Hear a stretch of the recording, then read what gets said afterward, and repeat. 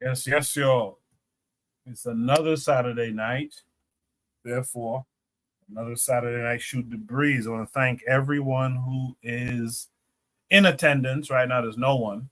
But I want to thank everyone who will be in attendance on the panel and in the chat.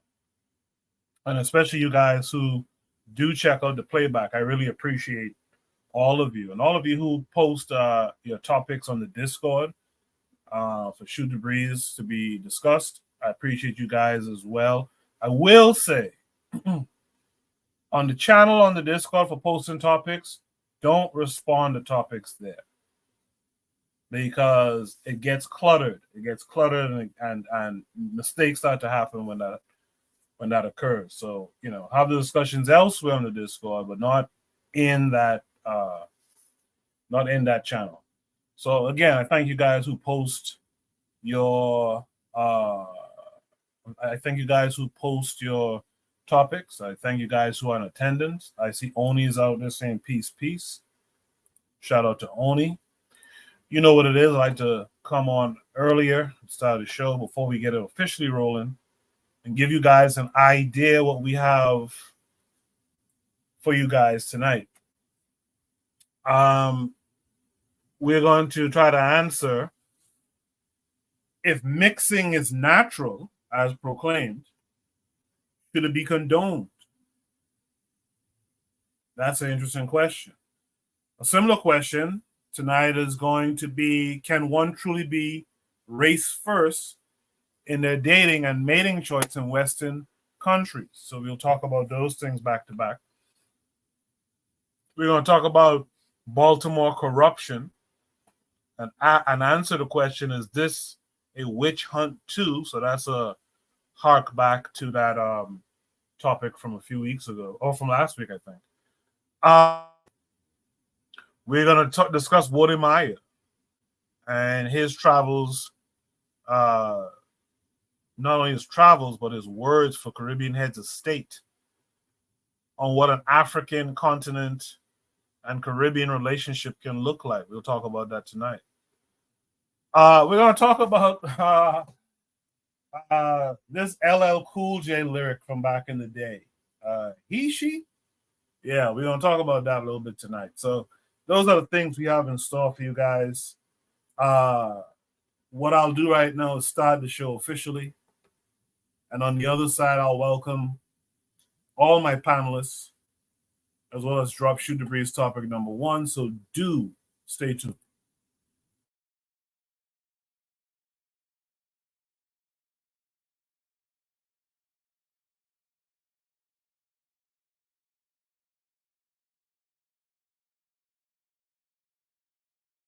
You are listening to the Bitter Medicine Podcast on KWAZ Radio.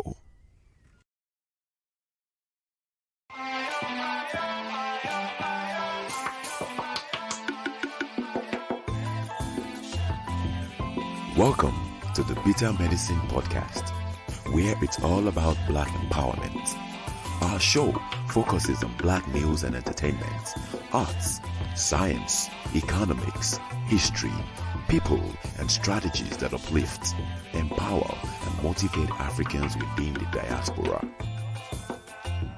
And now, your host, whose favorite color is black, Goku.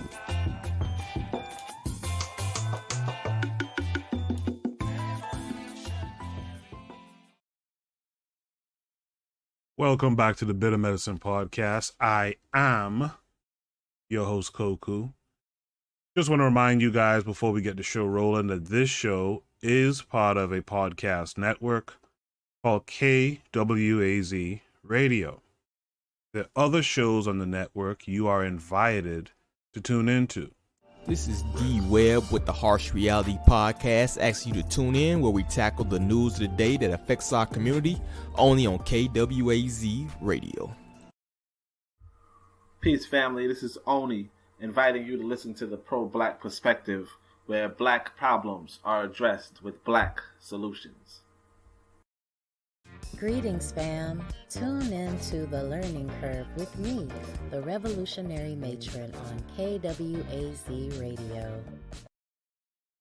You You are listening to the Bitter Medicine Podcast on KWAZ Radio. Make sure you're also tuned into the forecast, Realm in the Bush, and Brother Bakari as well. And tune into some of the people who are around too, like Daily Affirmations by Pauline, Kofi the Critic, folks like that. All right. In the chat, I see we got the Harsh Rally Podcast. That's D Web saying peace. Hope you're well. D Web, Trigger Happy's out there saying peace. Anthony McPhail is out there saying peace to the panel in the chat. Appreciate you all for being here. My first panelist tonight is from the pro-black perspective. Is Oni. Oni, how are you this week? Yeah, shit. No, I'm joking. I'm cool. Thanks for having me. Yeah. Thanks for coming through as always. It's just me and you for now. I guess other folks on that color people time or Korean time. So we'll start off together. We're gonna go right into it. Shoot the breeze topic number 1 tonight. One of these long-winded prompts. Mixing is natural as proclaimed in the video. Should it then be condoned? Why do some major Pan-Africanists not go far enough when it comes to the topic of miscegenation or hint at an endorsement of miscegenation? Before we get into it, let's welcome in Buana this week. Buana, how are you this week? My good brothers, I'm good, man. How y'all doing? Good. Thanks for coming through. Good, man. Good. Yeah. It's So we're going to get right into it.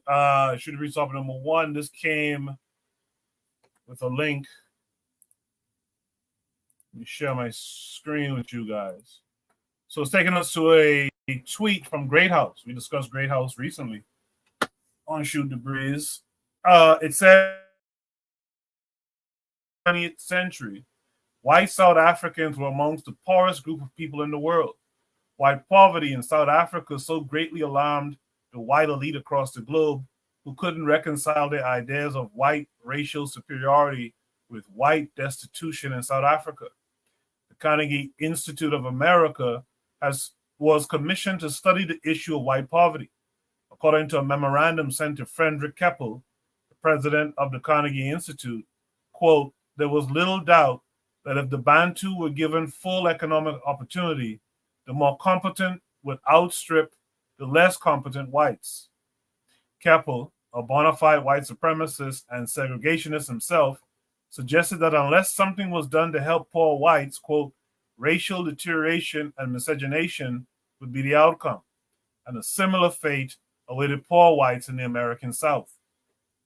One American official visitor to Grahamstown in South Africa wrote that, quote, miscellaneous herds of whites and blacks live together in the most promiscuous manner imaginable.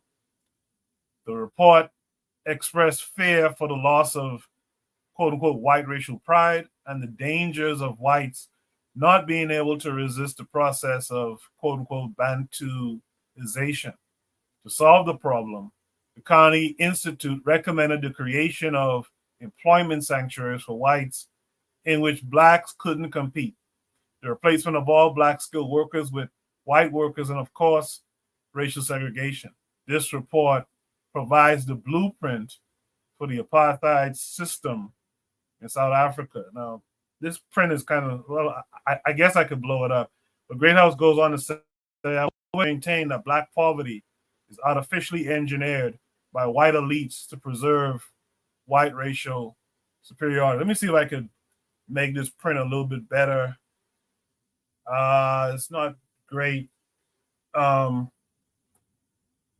I guess this is just, I guess what Great House says here is just a summary of what's in this report. So I'm not going to read the report verbatim, but this is a post from Great House. This prompt also comes with the video.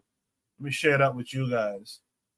We'll watch it and then we'll discuss. The first settlers who came to Kenya, for instance, the Bazungu were brought from Ireland and Scotland and England and settled in the highlands. the same year they were brought, 1910, 1909,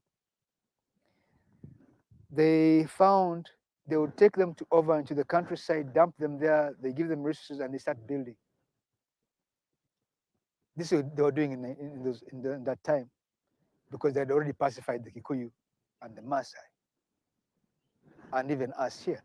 But what happened was that the Bazungu they brought, the whites who were brought there, within weeks, were already speaking Swahili. Not only that, they began dressing like Maasai. Not only that, they stopped building and went and stayed with the Maasai in the kraals. So now there was an incident where they would say there's a market day in Nairobi, and the Africans would come to shop, and they would come with their white wives and white husbands, and everybody is dressed the same. So the British administrators were shocked, and they said, these people have become native. So they filed a complaint, and that's when they passed a rule in 1911 prohibiting miscegenation. That is, no cultural mixing, no racial mixing.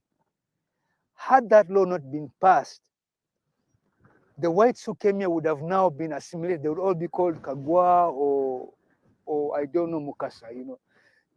The situation where whites continue to exist as a separate race of people in Africa is a product of legislation. It's not a natural situation.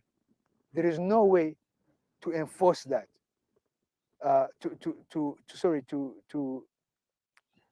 only way to prevent people from marrying each other is by force, by this law. That's how the enforcement happened. But in fact, if they had not done that, even the colonial project would have failed. I mean, they went into Kenya and they found people already pierced with their ears and their Maasai, and they're like, oh, no, we're not from, England, very nice, but we're now from here, that's it, don't bother us. They said no. So they actually had to go break people's families up and warn them and stop them from mixing.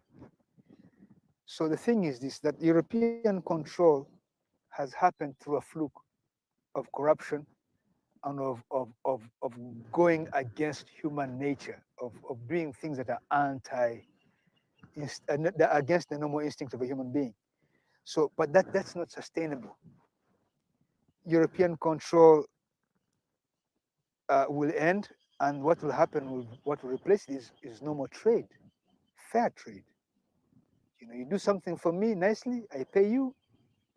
If we are friends, maybe our children will stay together, maybe not, but there is none of that. I control you and you're my subject and I can steal from you anytime. That has to end.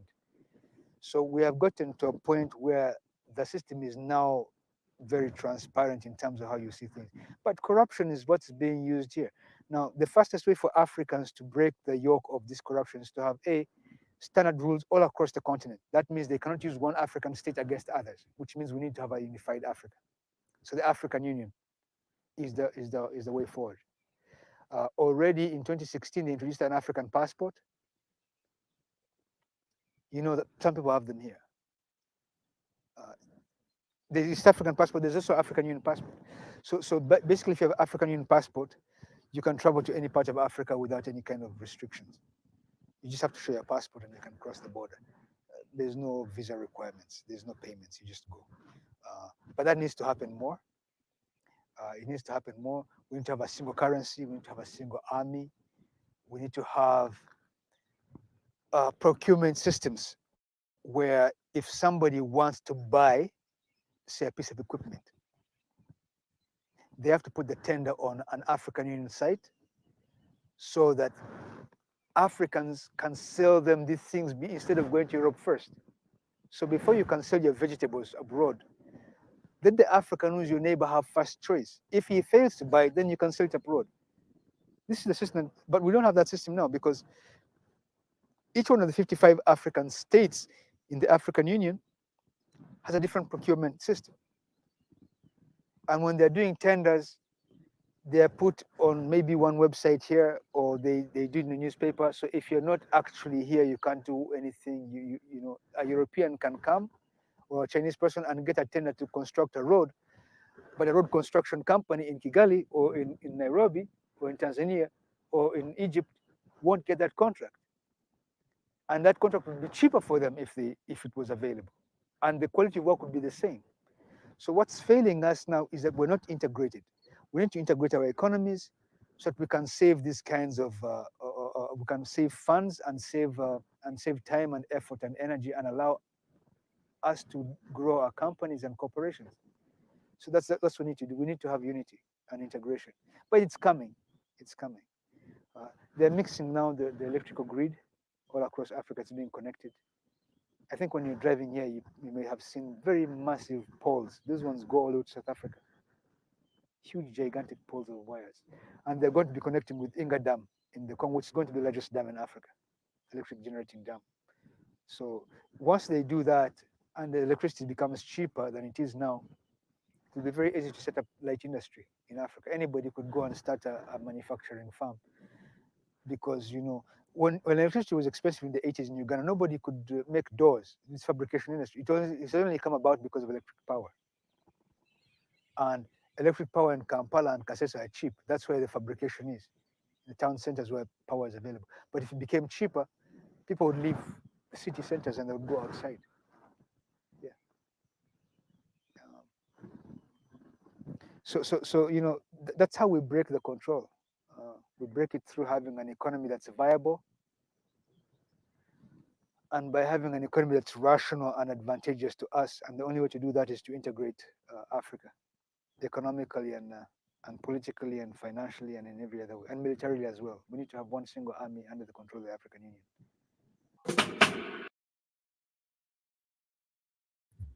Yeah, I had to stop that quick. They give me a strike every time that theme music plays. Should be topic number one. Mixing is natural, as proclaimed in the video. Should it then be condoned? Why do some major Pan-Africanists not go far enough when it comes to the topic of miscegenation or hint at an endorsement of it? Let me start with Buana. Buana, what say you to this?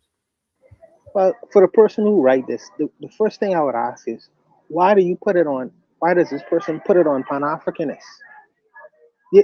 They have black pan-Eurocentrics,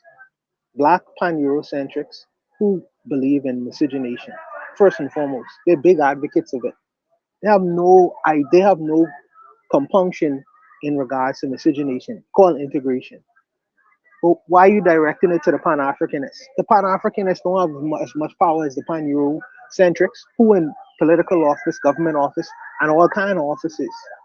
They are proponents of these. Why you can go to Pan-Africans? But needless to say, the major Pan-Africans, the major Pan-Africans who I remember, Marcus Garvey, you know, back in the day, spoke out against miscegenation. He talked about it. He talked about it thoroughly, you know.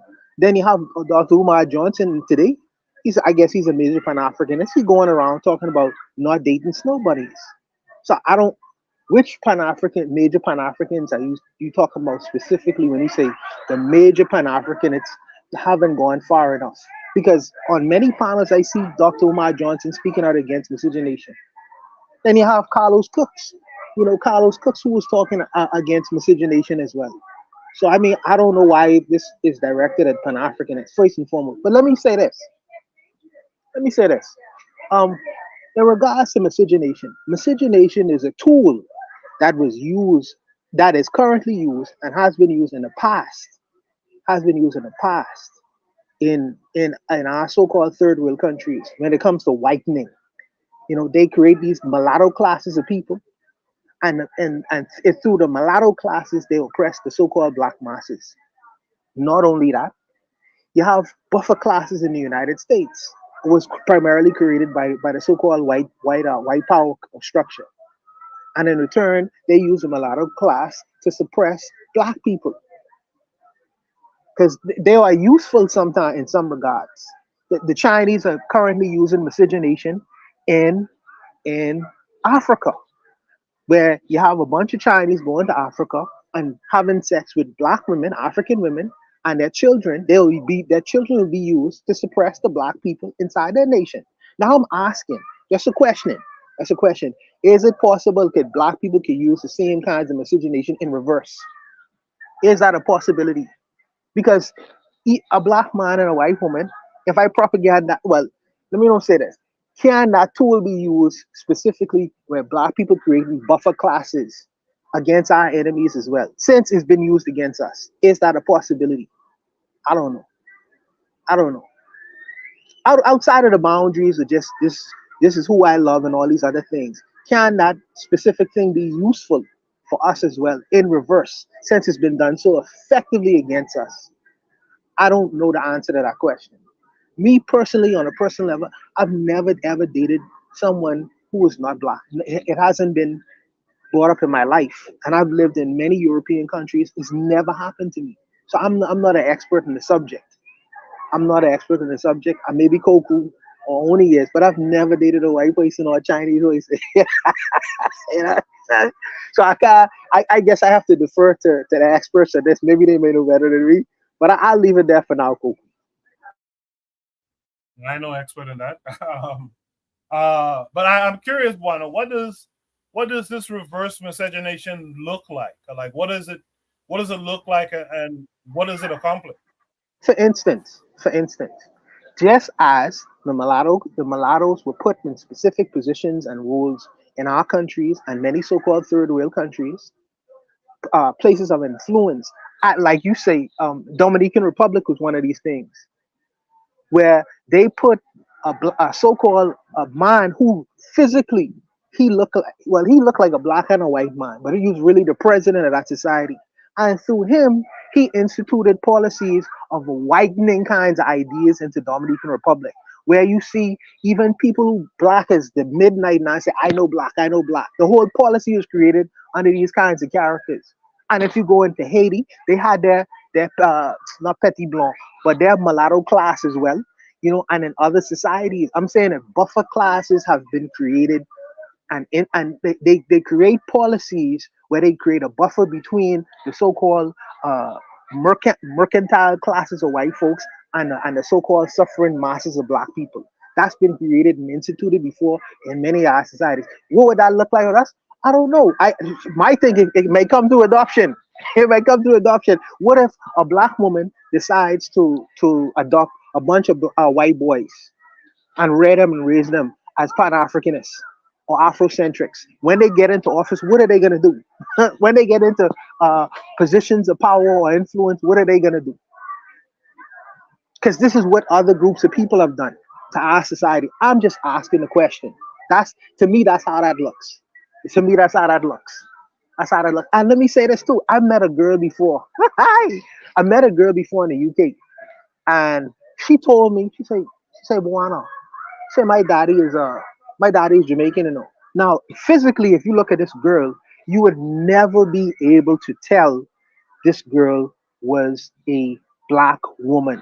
She was, I don't know if she was passing or what, you know? And I'm thinking like that. If a person with the right kind of mindset who are able to get into certain spaces and places that we can't, they may be able to do certain things for people who look just like me. Anyway, I don't know.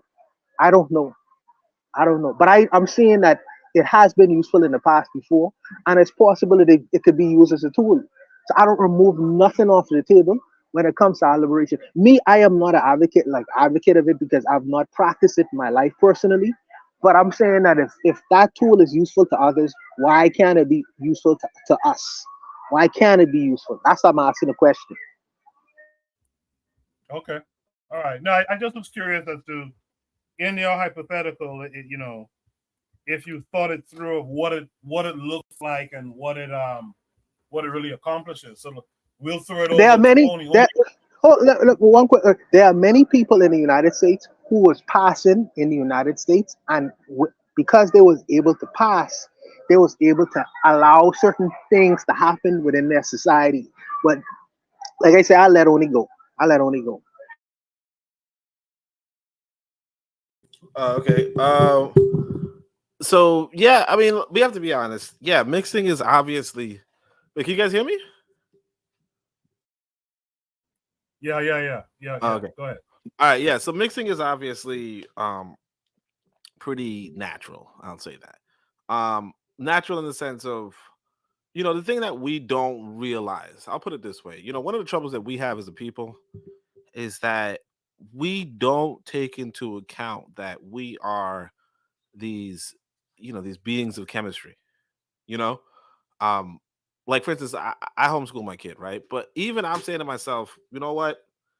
He's at that age, or he's coming to that age where I can't homeschool him. Not because I can't teach him or I can't do this. No, no, no. I could teach him. The trouble is this boy is eventually going to have hormones. You get what I'm saying? And he's eventually going to be attracted to, like, he's eventually gonna want to have sex with women. You know? Uh Not now, no. But you have to be realistic that human beings have hormones. And so the thing that we get attracted to, and if you're being honest, we might get attracted to anything, but really the thing that we get attracted to is going to be the woman of the opposite sex, the woman of proximity, right?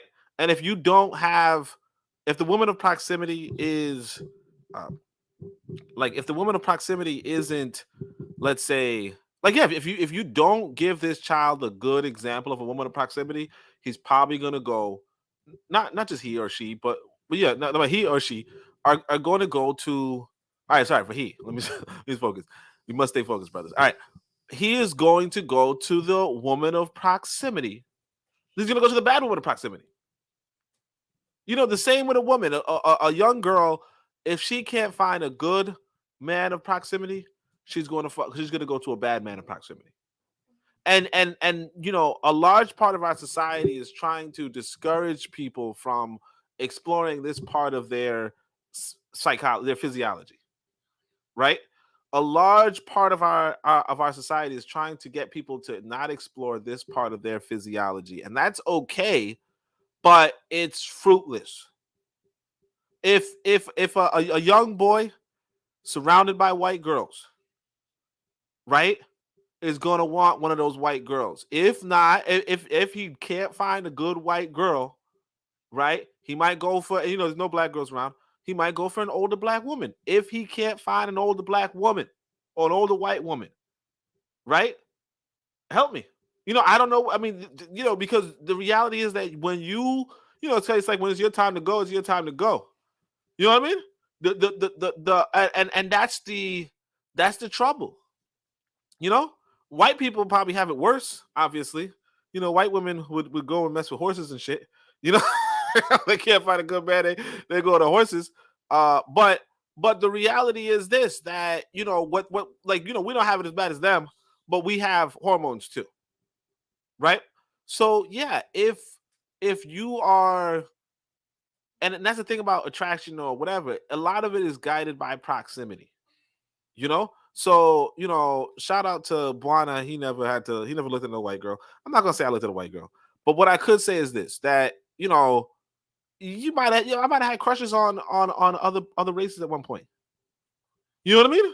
Like when I went to grad school, all like where I lived. I was telling somebody today where I lived in the cheap dorms, and that's where all the foreign Chinese students were.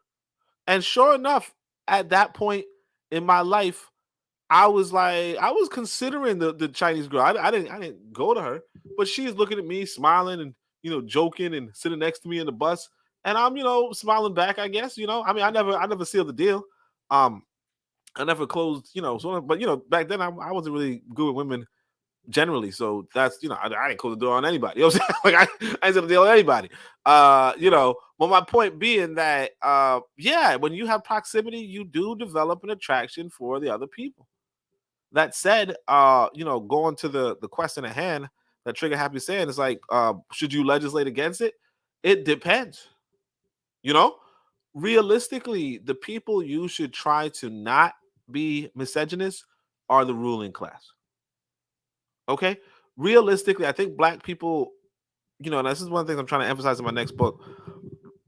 I think we as black people do not take into account that there are two different classes. There's the ruling class and the ruled class. Nobody gives a shit about the ruled class. I mean, obviously you want some control among the people in the lower echelon, but the reality is that, like hyper policing them or or whatever is not really going to be efficient. Because even as we talk about, oh yeah, you know, they outlawed miscegenation. You think there's no mixed people in Kenya after that? You think there's no mixed people in Tanzania? You think there's no mixed people in America where it was outlawed for how long?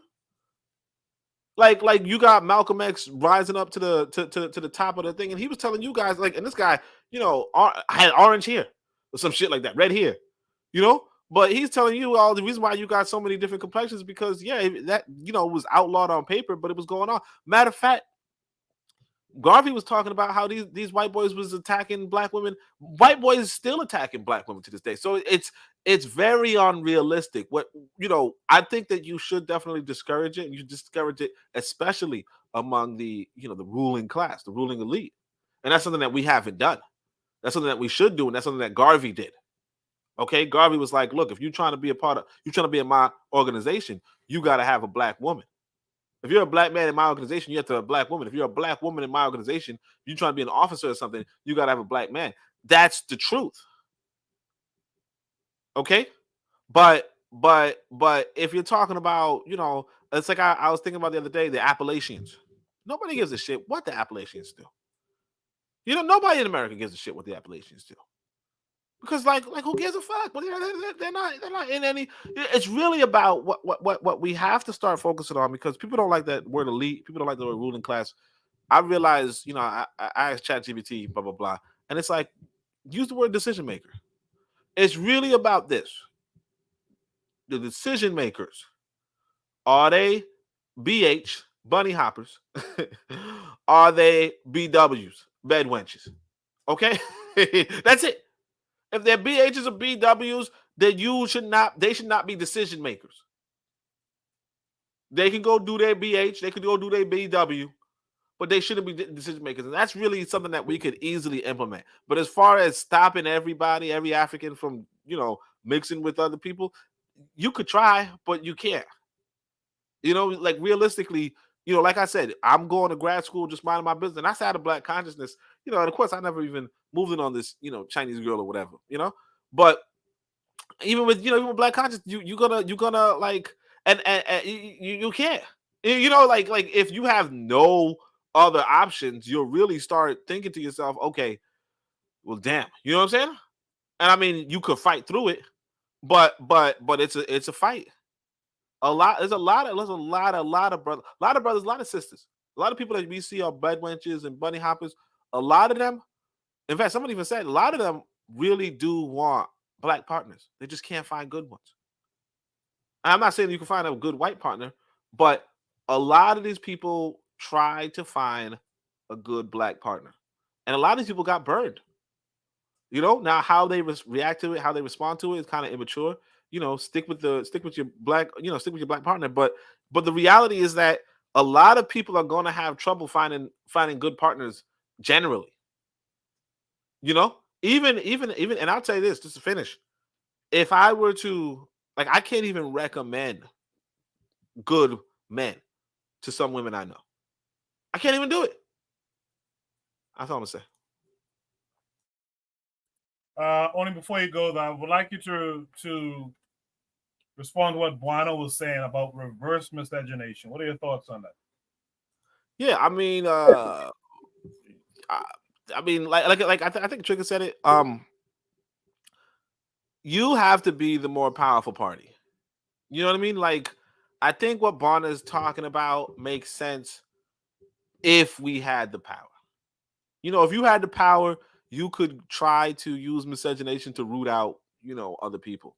But you on the losing side at the moment. You know what I mean? Like, when you're on the losing side, you know, it's kind of like, because that's a thought that does occur. You know, it's like, I can't remember. There was like a quote. I think it was Machiavelli. He said something along the lines of, you know, what do you do with somebody who's like a traitor to the enemy side? You know, like, you can't trust somebody who betrayed their own people, right? But at the same time, the other people can't trust them because they betrayed their own people. So it's like, you could use somebody else's. You could use, like, the English could use the French. You know, they can't trust the French guy, right? And the French are not going to trust the French guy, but the English could use the French. Yeah, you could use somebody from the opposing army. if you happen to have the organization in place for it. A lot of black folk do not have the organization in place for it. Most black people do not have the organization in place for it. So it's just kind of like a moot question. You know, the trouble with us as a people is that generally speaking, we are not in organizations. We are, you know, Marcus Garvey said the greatest weapon against the Negro is disorganization, right? Or misorganization, disorganization, right? And that's the reality. We're just not, if you're not in an organization, you really can't do shit anyway.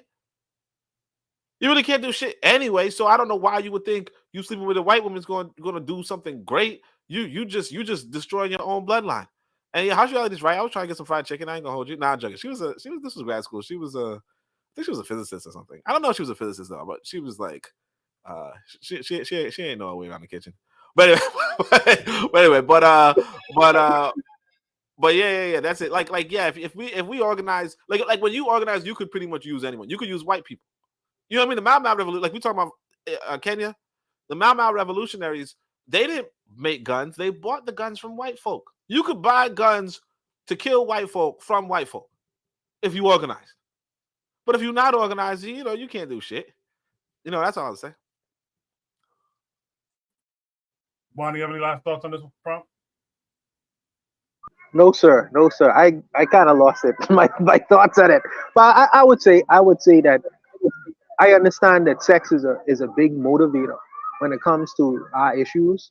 It's a huge motivator. But I think that as far as us as Pan Africanists and us as Garveyites go, I think that we have issues outside of, you know, the whole sexual experience. Even though sex is a great motivator, I think that there are other things that's great motivators as well. But if it's an issue to talk about, you know, we got to talk about it. And the truth is, you do see a lot of black folks, black leaders, black leadership, having relationships with the other, you know, having relationships, long engaged relationship with white women, as a matter of fact. So it's a topic to talk about, you know. So I respect that. I respect, but I'll leave it there.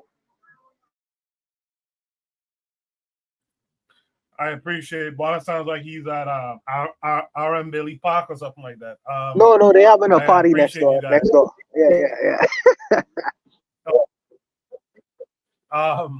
I appreciate those comments. I really appreciate the comments in the chat. Shout out to KW Don 7 who's out there. Shout out to D Web, Trigger Happy, and anyone else who commented on that prompt. Oh yeah, shout out to Daily Affirmation by Pauline who's here with us. So shout out to all of you. Let's go to Shoot the Breeze topic number 2 tonight. Shoot the Breeze topic number 2, also a long one, says, let me put a twist to frequently asked question. Can one truly be race first in their dating and mating choice in Western countries? How can it be expected that black people overall won't interracially date when the trajectory is assimilation for black people in the West? Can we truly be race first? Can one truly be race first in their dating and mating choice in Western countries is basically what that prompt was asking. This came with a link. I thought there would be more to this link, but it takes us to Shez Sade. I thought it was a video involved. It just says, can you be pro-black and date outside your race? What do you think? So I guess I'm supposed to go through the comments or something. One guy says, Alice Walker, Maya Angelou, Angela Davis, all married and dated white men. They are pro-black, so I guess. Someone says 99% of being pro-black is dick policing black men and pandering to black women. The answer is hell no. That's an interesting comment. One guy here says, yep. Someone says, this question has gotten way too repetitive. No, you cannot. This guy, Professor Malcolm Xavier, says, you love black folks so much that you actively choose not to share your most precious assets with one. Lineage, money, home, net worth, and love. Fuck out of here. Nope. One last one I'll read. It says, this guy, Alex the Great, says, no, the truth of the matter is everyone ain't got to be pro-black. Like, it's a very niche category with a lot of prerequisites, and there's no shame in not fitting the label. You don't have to be pro-black to support and positively impact the community. But that's my opinion. Yeah, I don't like those types of opinions, but that's just me. Let me get Buana.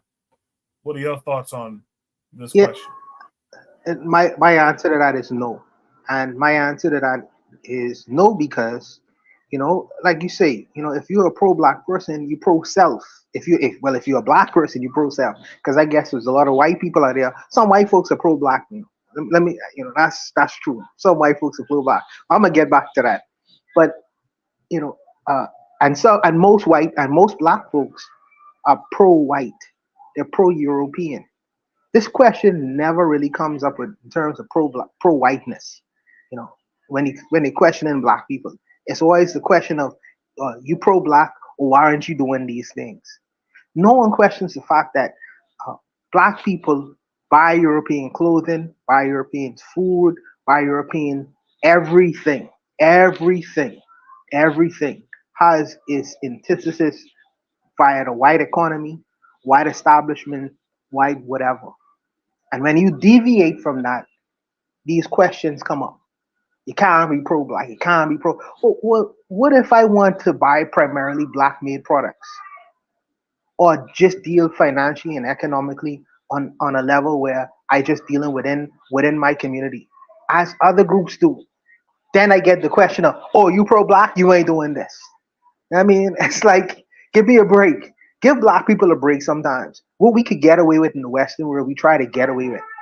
Do I believe that you practicing pro-blackness if you have a white wife? Of course not. Of course not. But they so rigid. These people they're very. I don't practice. I don't like white women. But there are some aspects of my life I do practice pro-whiteness, and what I could get away from, I try to get away from. Why? I live in the Western world. Almost 70 to 80% of the products that I consume and use on a daily basis, some white corporation is producing it and making it. So is that me practicing pro-whiteness? Of course it is. But I am forced to do it. Where I could get away from it, I try to get away from that.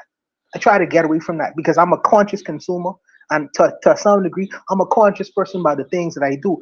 But if Bakari say buy black business, I've been doing that. But this is an issue that's brought up, I feel, primarily when with blacks. Sometimes blacks like to point their moral finger at others and say, well, you ain't pro-black because you ain't doing this specific thing over here.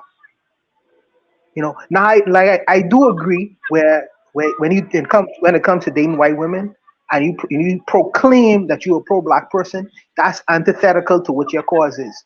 But I say what you could get away with, try to get away with, and be pro-black in regards to other things. And in your relationships, you do have a conscious decision. So you can't say, well, you're a pretty lady, you have a nice shape, but I choose to date this sister over here. That's a part of my principles. But I feel like sometimes we point the finger at one another a whole lot with this morality bashing. You live in the Western world. You live in the Western world, and unless you live in Africa, and even Africa are high consumers of European products and systems and economy. Are they practicing pro-whiteness? Of course they are, because they have not developed strong industries yet where they could deviate and go away from that. So this is our work right now, currently. I feel like sometimes we point the moral finger at each other a whole lot, but But to answer this question, no, you can't be a pro-black person if you're making choices with primarily white women. Just to answer that question, I'll leave it. Yeah, because for a second there, Buana, I wasn't too sure what your response was. But I echo your last thoughts. I don't think. See, things like feelings. A lot of black people try to pull this little stunt. Things like feelings is really about priority. They pretend like it's something other. It's something almost supernatural. It just hit me, and I had to follow along. No. It's priority. If you like big women, right? You're gonna choose a big woman. It's just what it is. You like small, you're gonna choose small, but you ain't gonna just go choose a man all of a sudden. You know what I'm saying? So I think we got someone has some noise coming through. I think we gotta be real about this stuff and say, hey man, we gotta focus on us. We gotta choose, black partners to produce black children. If we want to ever have strong black nations, et cetera, et cetera. And partially that's my response to the first prompt too, is that I get all that proximity stuff. I went to school. I went to college with a fairly good number of Jewish students were there. I ain't choosing no Jewish woman to get with. I don't care how much you smile at me. So I think we have to learn priorities racially, and I'll leave it at that. Let's welcome in some new panelists. Let's start with Anthony. Anthony, how are you tonight?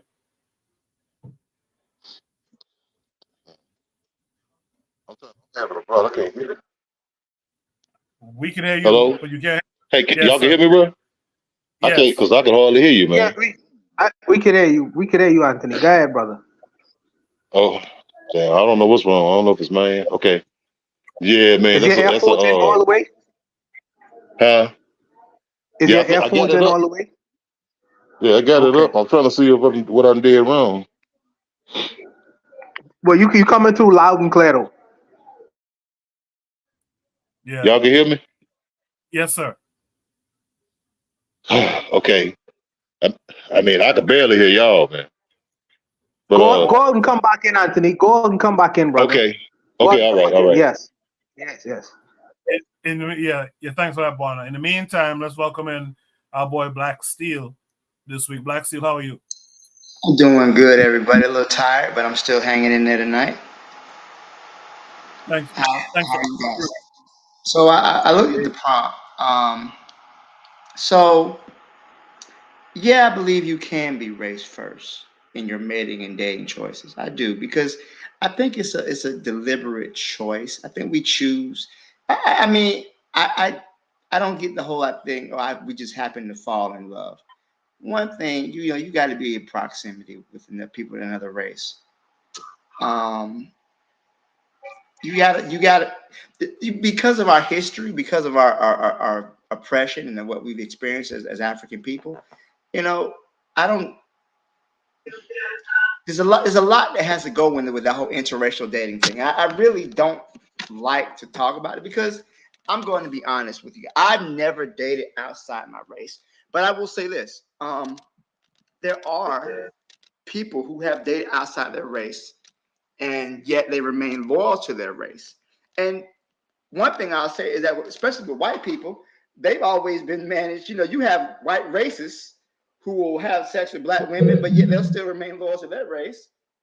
We don't really question, these white men who were out here. What was the one cracker? Strom Thurmond, who was like a senator in the U.S. And he was, a racist and white supremacist. And he was in a Klan, and he had a half black child. But yet, we didn't question his loyalty to the white race. But at the same time, I think black people should want to reproduce with other black people. We should love each other. We should want to see our families grow. I get tired of seeing all these little mixed kids and little, it's just something that I want to see black people love each other. And I believe that's a revolutionary thing, because we've been taught to hate each other for so long. I think that a black man who is pro-black, or a black woman who is a woman who wants to be African-centered, race first, would seek out a black man to reproduce with. I think that should be a main priority. I want my grandchildren to look like me. I want my great grandchildren to look at me. I want them to look up at a picture of me and not say, "Daddy, who's this Negro? Who's that black guy?" That's your great granddaddy, because further on down the line, we mix so much, we're not even black anymore. Look at Eartha Kitt's grandchildren. They don't look black. They've mixed so much. They're fucking blonde hair, blue eyes. I don't want that for my future generations. I want them to be black. I want them to be proudly black. There's no shame in it. And I think a lot of times we have this interracial discussion, there's a lot of dynamics that go along with that. Black people live in an anti-black world that teaches us to hate ourselves. You know, the European woman is still the standard of beauty for many people. And many black men and black women, you know, feel like they haven't made it until a white person has chosen them. There was this one chick, she used to be online. She used to have an online show called I think it's called The Grapevine. Beautiful sister, natural hair, beautiful skin, big titties, the whole nine, okay? She said she had no one had ever called her beautiful until a white man said it. Now, me being the person I am, I knew that was bullshit. But what I realized is that it didn't count until a white person said it. And that's the mentality a lot of African people have. If a white person doesn't say I'm attractive, it doesn't count. If a white person doesn't desire me, I'm not desired. There's not that much bunny hopping in the world, especially in the United States. We're mostly segregated. Even in school, most of the black people hang out with other black people. You really got to go out your way to be out here, you know, up under some white person's nuts. And they really don't want to build no long-term relationship. They want to smash, they have a little black fetish, and they're on. I think that we need to really understand the dynamics and the background behind these interracial relationships. There's nowhere in the world I would want my child to be with a white man, knowing the shit white men have done to us throughout history. There's just no fucking way. So, for my answer, long story short, black people should definitely be with other black people. They should engage with other black people to build families and relationships. I'm done. Thanks. Black Seal, I appreciate that response too, because it's true. Something you said just at the end, it's really true. Like my experience in the States with colleges and stuff like that, university, really and truly, black folks really hang around black folks.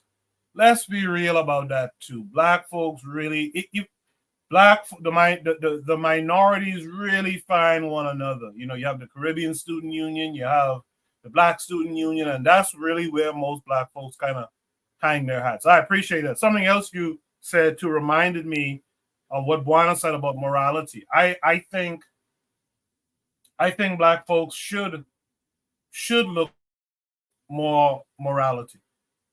I don't think there's a problem because I think we should have a standard. What is my act? Isn't my act a standard of living? So why shouldn't we have a standard of living? And we should also, like Black Steel alluded to, we should also want to be examples for future generations to show our future selves, our children and grandchildren that, yo, like, you choose a black woman. You're a girl, you choose a black man. You know? So I think that is very important to set an example and to be a standard as well. Let's see if Anthony got his sound together. Anthony, can you hear us? Yeah, I'm here. Can you hear me? Yes, sir. Loud and clear. Go ahead. Hey man, peace to everybody, man. Glad to be back on the show. You know, last week I was partying a little bit too hard. But okay.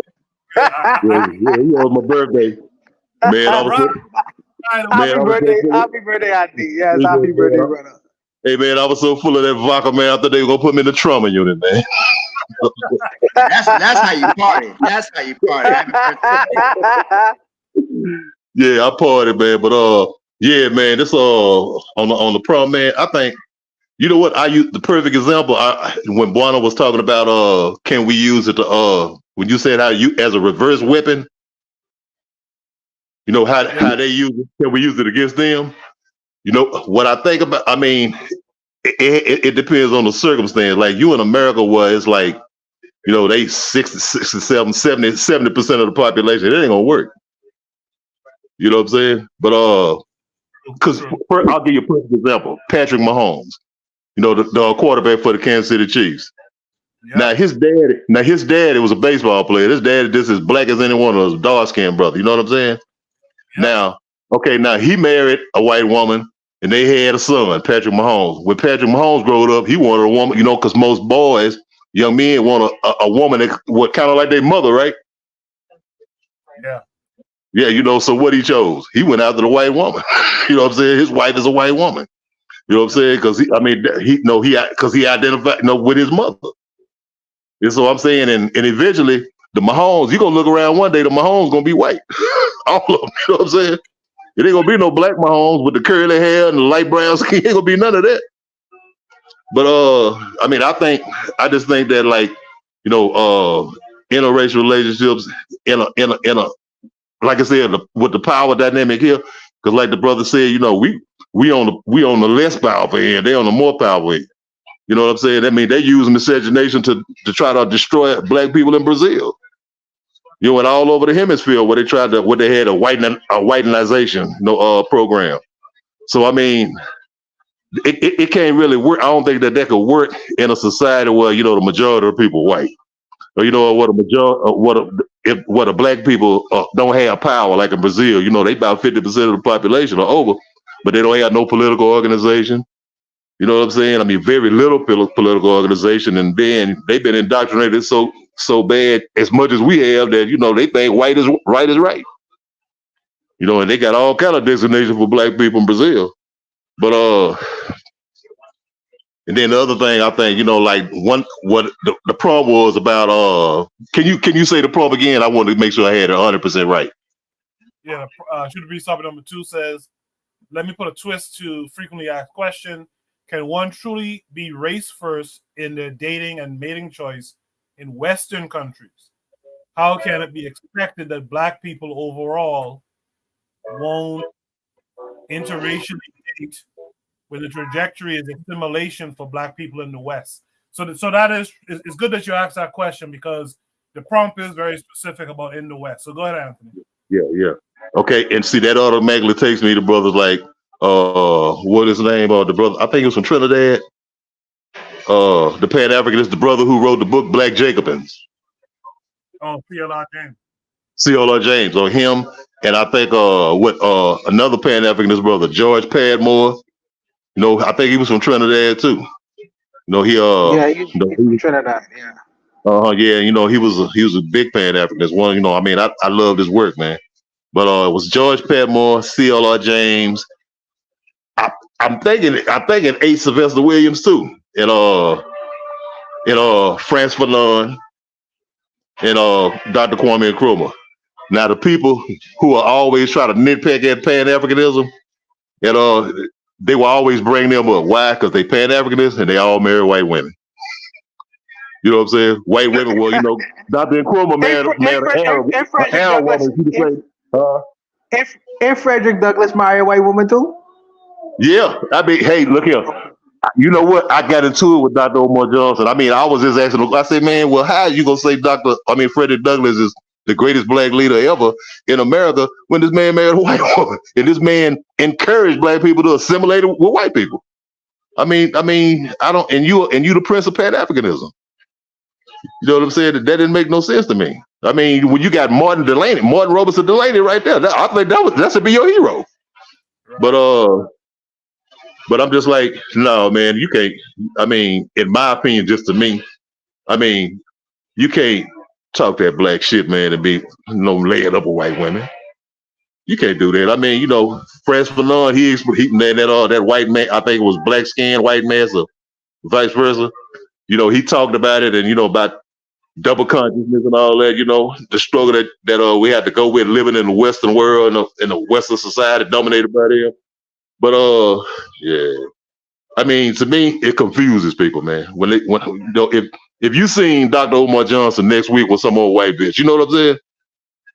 Well, you'll be like, man, what the hell?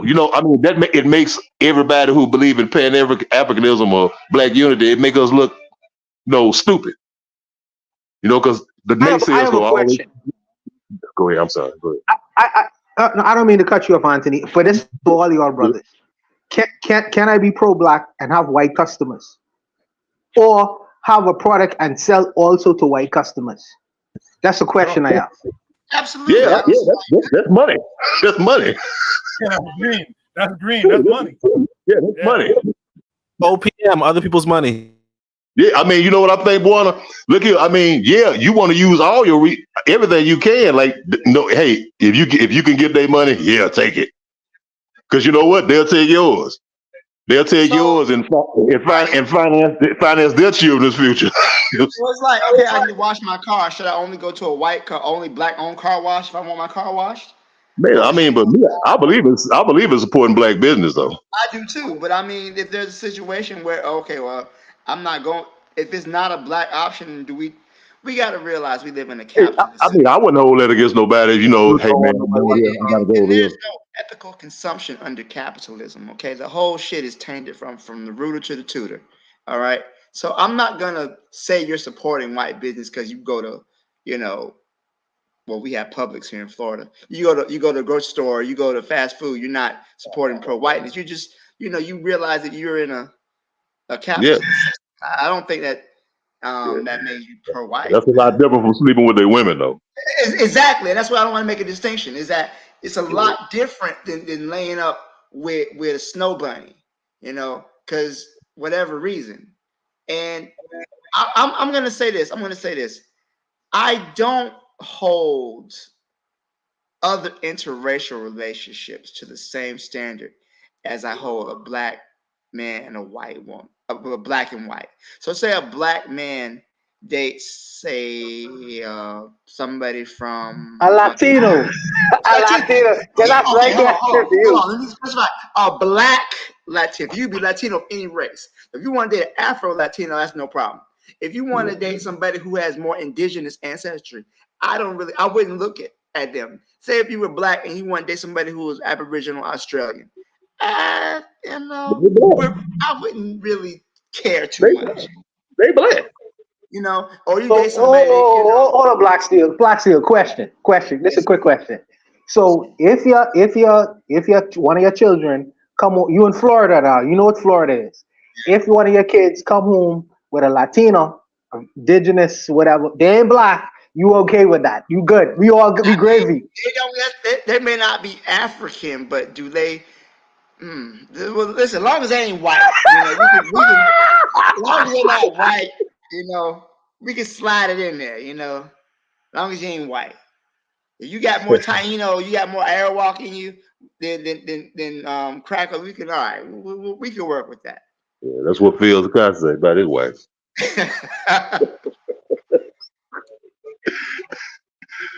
Yeah, man. Yeah, that's I think that's. Go ahead, Cuckoo. I'm sorry, man. Let me read a couple of comments before I get to Oni.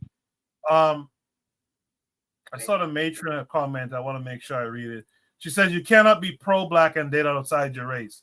The person you lay with is a reflection of your interests and values. Well stated, matron, as per usual. Make sure you guys are tuned into the matron. Make sure you subscribe to that same channel right there, our matron, on YouTube.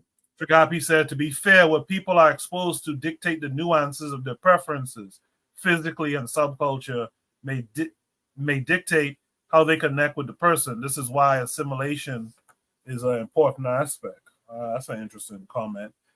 He said, yeah, the proximity thing is combated, but ideology and discipline, a lot of people don't have that. And if you do, very important for our people. I think he was responding to something I was saying earlier.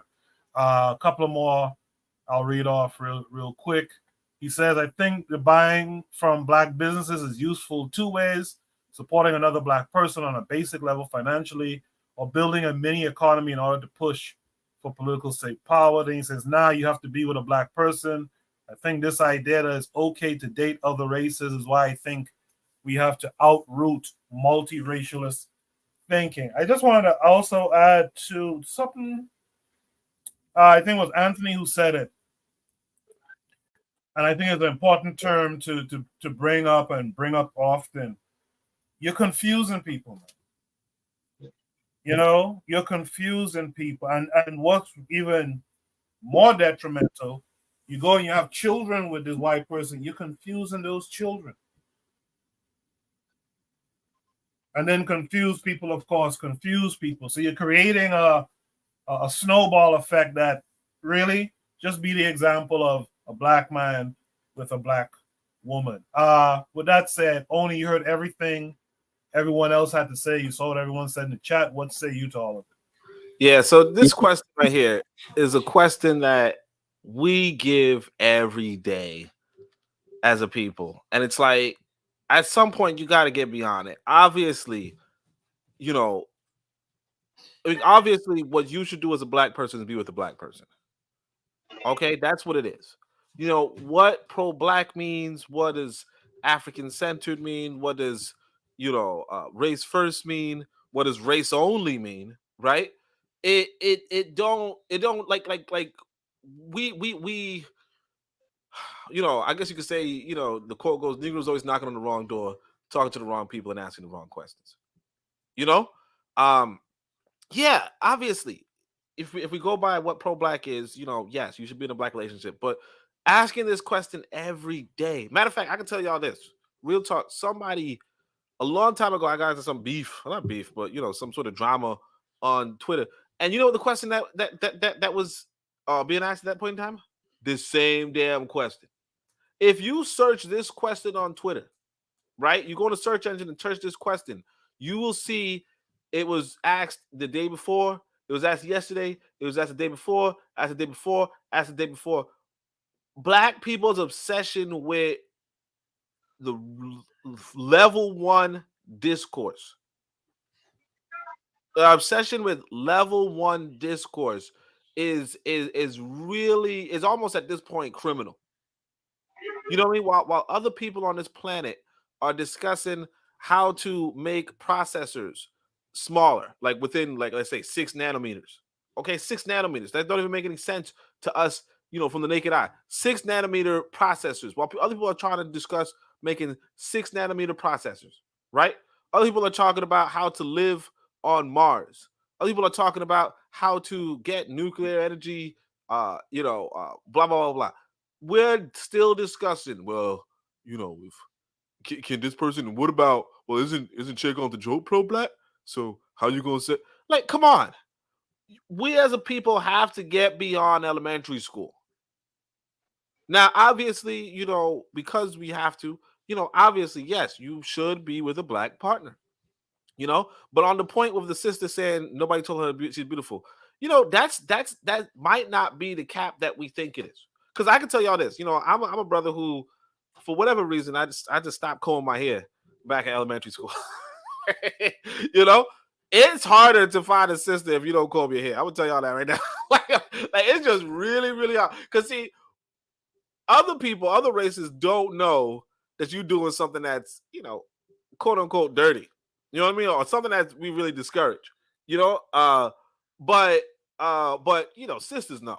You know what I mean?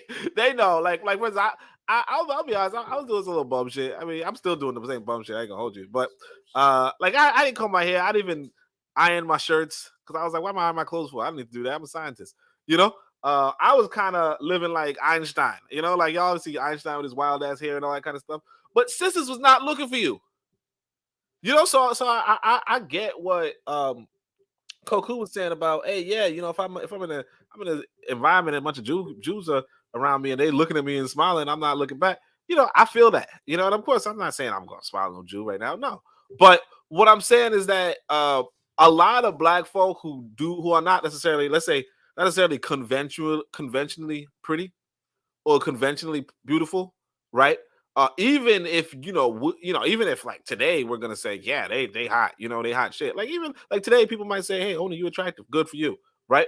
But like freeform locks was not a thing for a minute. You know what I'm saying? Freeform locks was not a thing for a minute. I'll just put it that way. And also, like, yeah, a lot of women have faced a lot of hostility in regards to what we call colorism today. I'm saying all this to say that, yeah, a lot of people who are not necessarily deep within the cultural aesthetic, the zeitgeist aesthetic, if you will, a lot of them do have trouble finding relationships. And I'll tell y'all this. Sorry, what? Oh, but I'll tell y'all this. When I was in elementary school, because I can remember this vaguely, because one of the things I like about Marimba Ani was that before Marimba Ani, if I was thinking about a smart woman, I was thinking about some I can't remember her name. Oh yeah, Raya Duyanovskaya or some shit like that. Some random socialist lady. When I was not elementary school, sorry, high school. I was thinking of Raya Duyanovskaya. I didn't even know like to even think about like where I went to school, you were not shown a single intellectual black woman. Okay, you didn't even know that there was anything about like you didn't think anything, like you didn't recognize any intellectualism among black people, period. You know, let alone black women. So when I came across something like Remember Ani and Francis Cress Welsing and whatever, right? That was like, yes, when you start meeting women who are talking about black consciousness and stuff, like I didn't even see that when I was growing up either. You know what I mean? So like I remember one time I was dating this woman, nice little thing, she was whatever, as a sister, right? And I'm laying up in bed with her and I'm telling her some stuff and she goes, yo, stop talking that black shit. Now I made the mistake of going for the only other woman I met who was talking Malcolm X. Turned out she, that's my son's mother, and that was, not the time I should have been on. But the point was that, a lot of like what we have today in society where like dark is beautiful, great. Right? What we have today where people are pro, openly black and pro-black, and Malcolm X is on everybody's tongue, and everybody knows black history and blah blah blah. That's great. What we have with looking up and seeing Umar Johnson instead of looking up and seeing Al Sharpton, great. Okay, you didn't have that back in the year. So if some sisters telling us, hey, nobody told me I was beautiful. Like I heard a few sisters say that to me already. Like I remember I was talking to this sister, matter of fact, 10 years ago. And I was like, damn, you're so beautiful. And she's like, wow, nobody even told me I was beautiful. I'm like, what the fuck? Got a big titties and all that. She's looking good. But and especially you got to remember the word beautiful is a little bit more extreme, because you got to remember that a lot of people are a lot of women, in fact, that we might be talking to might be coming up from the hood where the word beautiful is not even a word. It's shorty, you got a nice ass or something. Or shorty, let me, jizz on your teeth, jizz on your chest or something. And I'm not saying I don't know. Like again, I'm not there, but I'm just telling you. So that kind of stuff. So yeah, I think as far as the question is concerned, and I kind of don't like the fact that people use this question, not just because people fought me over it before, but also I didn't like it. The reason why they fought me is because I didn't like the question then. I was just like, why are we always asking the same damn question? Why don't we go do something more meaningful with our platform? But all the same, yeah, the counter argument is easy. You say, oh yeah, Cheikh Job is pro-black. Kwame Nkrumah, definitely pro-black. You know what I mean? You could say, I wouldn't say Frederick Douglass, but again, Frederick Douglass is a mixed person, so I don't know why you might bring him up. But and Du Bois is a mixed person too, so I don't know why you might bring him up. Although I think his lady was like light skinned in retrospect. But what I'm saying is that yeah, you could technically, but if you guys see what Nkrumah's daughter looks like and you see what his grandchildren look like, you realize, brother, you should have went for a Ghanaian woman. Okay, you should have just went for a Ghanaian woman, and that's what it is. Like at some point, we have to start talking about what we want in the future, or what we want to build. Do we want a black family? And when you start talking about being a black family and building, black wealth, intergenerational wealth, then these kind of questions don't even make any damn sense. You're supposed to be with another black person. Can you be rah rah rah like black people? Sure, you could always say that. Issa Rae, she came up on what's this called? That stupid show, Black, Crazy Black Woman or something like that. I don't know. Yes, Y'all know. But like Issa Rae, like yeah, and she's always in at the end of the movie, and then the show she was with a white boy. Like yeah, you like people, black folk generally don't understand. Oh, sorry, and directly to the question, yeah, when you're outnumbered, your best bet is to be segregated. But like I said, when you start going on the fringe of that segregated culture, when you're not really trying to be an N word, you're not really trying to be a B word, you're not trying to be all that kind of stuff, your dating options become much more limited. When you start being a square, when you start being an Oreo because you want to study in school, your dating options become much more limited. And then you start, and then like I said, if these white folk are able to convince you that black folk ain't as, that black folk, that if you're going to find like a good political conversation with a socialist, like Raya Duyunevskaya or whatever, right? If that's what these white folk convince you of, you might start looking at white folk. Now, granted, your genes might tell you, oh, I got to get me a sister. But if you get turned down by enough sisters, because I tell you, one time I was getting turned down so much, you know what I'm saying? It was like you just think of yourself, what am I going to do? And I'm actually grateful. I'll tell y'all this, I'm actually grateful that, my experience in Africa was so good. You know what I mean? Because it kind of, because a lot of people tell you, you know, because I mean, it does sound kind of passport bro-ish, but like realistically speaking, the dating scene in America is trash. And you don't know it until you go out and find out, oh yeah, you know what? Like I was telling his brother earlier today, or I tell people all the time, we ghost people easy in America. I ghost people. People ghost me. You know, and people not really serious, and you're not really like, people got way big mental illness, psychopaths, women telling you, I'm not gonna do that, I'm not gonna do, you know, and then Africa is not the same. And you might be like, well, yeah, it's because you got money, or maybe, but it's kind of like you get the basketball player treatment in Africa, but you're not a basketball player. You know, you can't even shoot a shot. You can't even do a 3-point. But it is what it is. Tony, I have a I question can for you, tell brother. Sugar Breeze oftentimes is a therapy for Oni. He gets to talk about Yeah, yeah.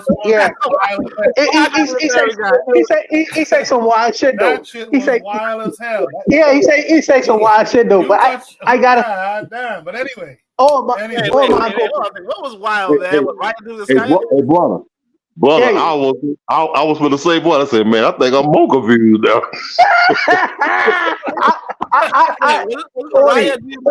Tony, how is it, right? The first question I have for you, because I have some questions off of that shit just now. How is it that you grew up in a Caribbean community in New York City, and you don't meet an black intellectual woman until you was in college? How is that possible, brother? How is that possible? That's the first question. The second question is, I understand your problem. His problem, I know what your problem is, Oni. Your problem is you are a black scientist, a physicist, that usually you ain't gonna meet a whole lot. Well, you're gonna meet a lot of intellectual, probably science. No, you're not gonna meet a lot of them. And the reason, that's probably the reason why a lot of your dating shrink to a minimum, like a kind of small level. But when you went to Africa, there are many people who are on that kind of level, so they could understand where you come from. But I don't understand, how is it that you was reared and raised in the Caribbean community, and you don't meet no intellectual black women until you was in college? That's far out for me. That's very strange. You know, that's very strange. But you have to explain that, man. I don't understand that. I have an interest in, well, I had an interest in politics, you know, young. You know what I mean? Like high school, that kind of stuff. You know, I was, I tell y'all guys, I was like part of Amnesty International back in high school. You know what I mean? The point is that if you're into that political, like I'll put it this way: a lot of people don't get into black nationalism, blah blah blah blah, until they're like, or like black politics, you know, 13th Amendment law and all that kind of stuff, until they're in their like late 20s. You know, maybe even early 20s. But you talk about black politics. You want to talk about you talk about black politics. Okay. Well, like what I'm saying is that like I was reading about socialism back in high school. You get what I'm saying? I'm not saying nobody else was doing that, but what I mean is that at that point, the intellectual thinking that you get exposed to is the socialist. You get what I'm saying? So it's like you want to find a good socialist or a good intellectual socialist, but like there really aren't, like that field is mostly men. And like I said, the only woman in that field that you can even think about is Raya Duyunevskaya. You know what I'm saying? So it's like you're not gonna find, like, it'd be very hard pressed to find a black socialist in high school at that point in time. Now, obviously, nowadays probably could find like 1 million, right? But you know, we're talking about like 20, 30 years ago. It wasn't in my school. Like my school was, I mean, although you might say it's a Caribbean thing, but it was like the hood. You know what I'm saying? It was the hood at that point. Matter of fact, Coco knows my school. He's right next door. Well, I don't know if he works there, but he's right next door to my school. But like back then, like 30 years ago, well, not 30 years. What am I talking about? What am I talking about? Wait, 20 years ago. Like that school was not like, it was like run by gangs and shit. You know what I mean? Like it was gang territory. It wasn't even so yeah. It's you that like name a black intellectual that I should have came across. You know what I'm saying? That's really what it is. Oh, and as far as like my grad school, yeah, I was the only black student in my department. Like I was the only black student in grad school. I was the only black student in the whole physics department. And the same inside of college. There were no black women in my department. You know, like there just weren't. There was like one other black guy. Yeah, only I don't take it as an offense or something like that. But your answer, you gave a lot of personal experiences and whatnot. So yeah, even Anthony's chuckling in the background. So that's what I was referring to. In the chat, the forecast says, "Yo, what up, y'all?" Trigabi 262 Plus says, "That's why I'm not against African people traveling and dating. I prefer citizenship bros from passport bros, though. Travel to say in Africa or a Caribbean country and do the work.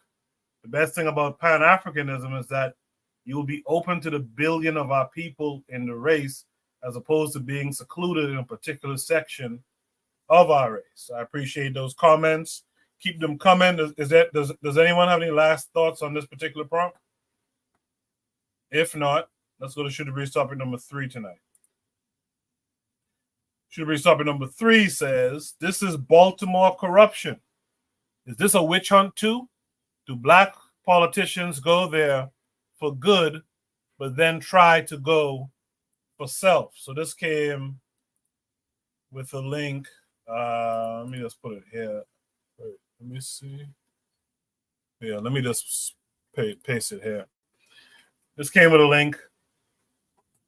We'll watch the video and then we'll discuss it. 2 years ago this month, Catherine Pugh resigned as mayor of Baltimore in disgrace. The once powerful politician now serving 3 years in an Alabama prison. For the first time, we are hearing from the FBI about the exhaustive investigation into expose how she hid hundreds of thousands of dollars all through a series of children's books. WJZ investigator Mike Helgren takes us inside this case. Thank you. In 2016, Catherine Pugh finally made it, the pinnacle of her long political career, being elected mayor of Baltimore. If anyone were to ever ask me what is my dream job, this is it. You're there here to save the citizens of Baltimore. But soon it all came crashing down. An indictment, resignation, and guilty plea. I think the first thing I should do is apologize to the citizens of Baltimore who put their faith and trust in me as their mayor. How did it start? By WJZ spoke exclusively with the IRS and FBI, whose representatives only now can talk about the case since all of the defendants in the scheme have been sentenced. So she was trying to cover her tracks as quickly as she could. Just weeks after Pugh settled into the mayor's office, investigators discovered her close confidant and aide, Gary Brown Jr., was disguising thousands of dollars in donations that helped Pugh win a tight mayoral primary. The money was coming from an unlikely source, Healthy Holly. It seemed like from the beginning, it was a scheme to make money. Pugh used her position on the board of the University of Maryland Medical System to get them to spend hundreds of thousands of dollars on her shoddily edited books, which cost pennies to produce. Many were supposed to be donated to city schools, which found them unusable. It had severe grammatical errors where the school system had to then edit the copy. On top of it, Pugh was only delivering a fraction of the books, sometimes selling the same ones again to others who did business with the city, and pocketing the cash, not reporting it on her taxes. Do you expect it to be able to recover what was lost? I think we're hopeful. People want to know that elected officials will also be held accountable for the crimes. Was there surprise at the brazenness of this? She was ordering books that she wasn't printing, and then she was double selling them. Yeah, that's brazen. Agent Parr was at a raid on City Hall. Federal investigators carried out another raid that same day at Pugh's large new home in Ashburton, bought with Healthy Holly proceeds. Pugh hid her cell phone from authorities who had a warrant for it. She did not cooperate. She said she gave her phone to her sister.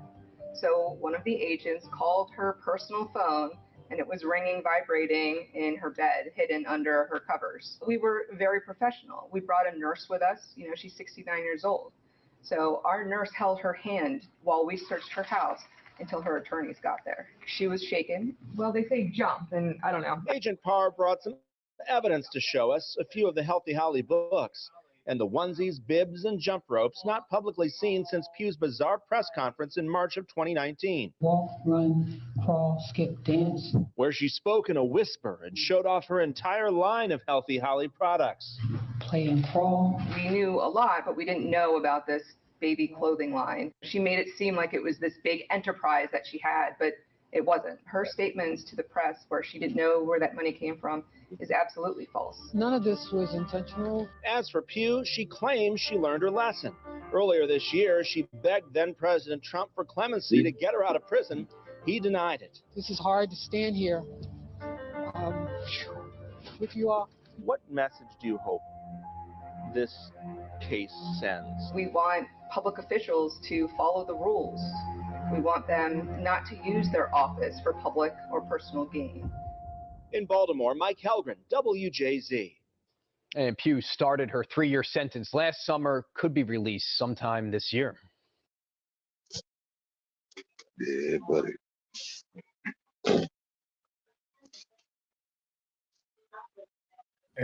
Yeah. Sorry, my computer froze for a second. Yeah, buddy, is correct, Anthony. I'm going to come right to you now.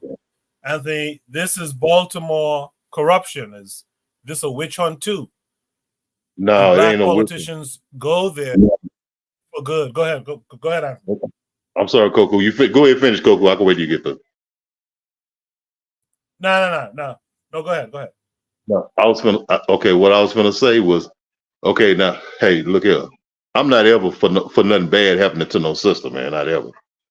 But what I will say is, you remember when the other sister, Marilyn Mosby, when the whole Freddie Gray thing was going on, and she was saying we gonna prosecute these police. That sister right there, the mayor, she was dead set against her, man. You know, I mean, she was against that. I mean, she was going at that sister, man. Like, yeah, you know, we stand with the police and all that stuff.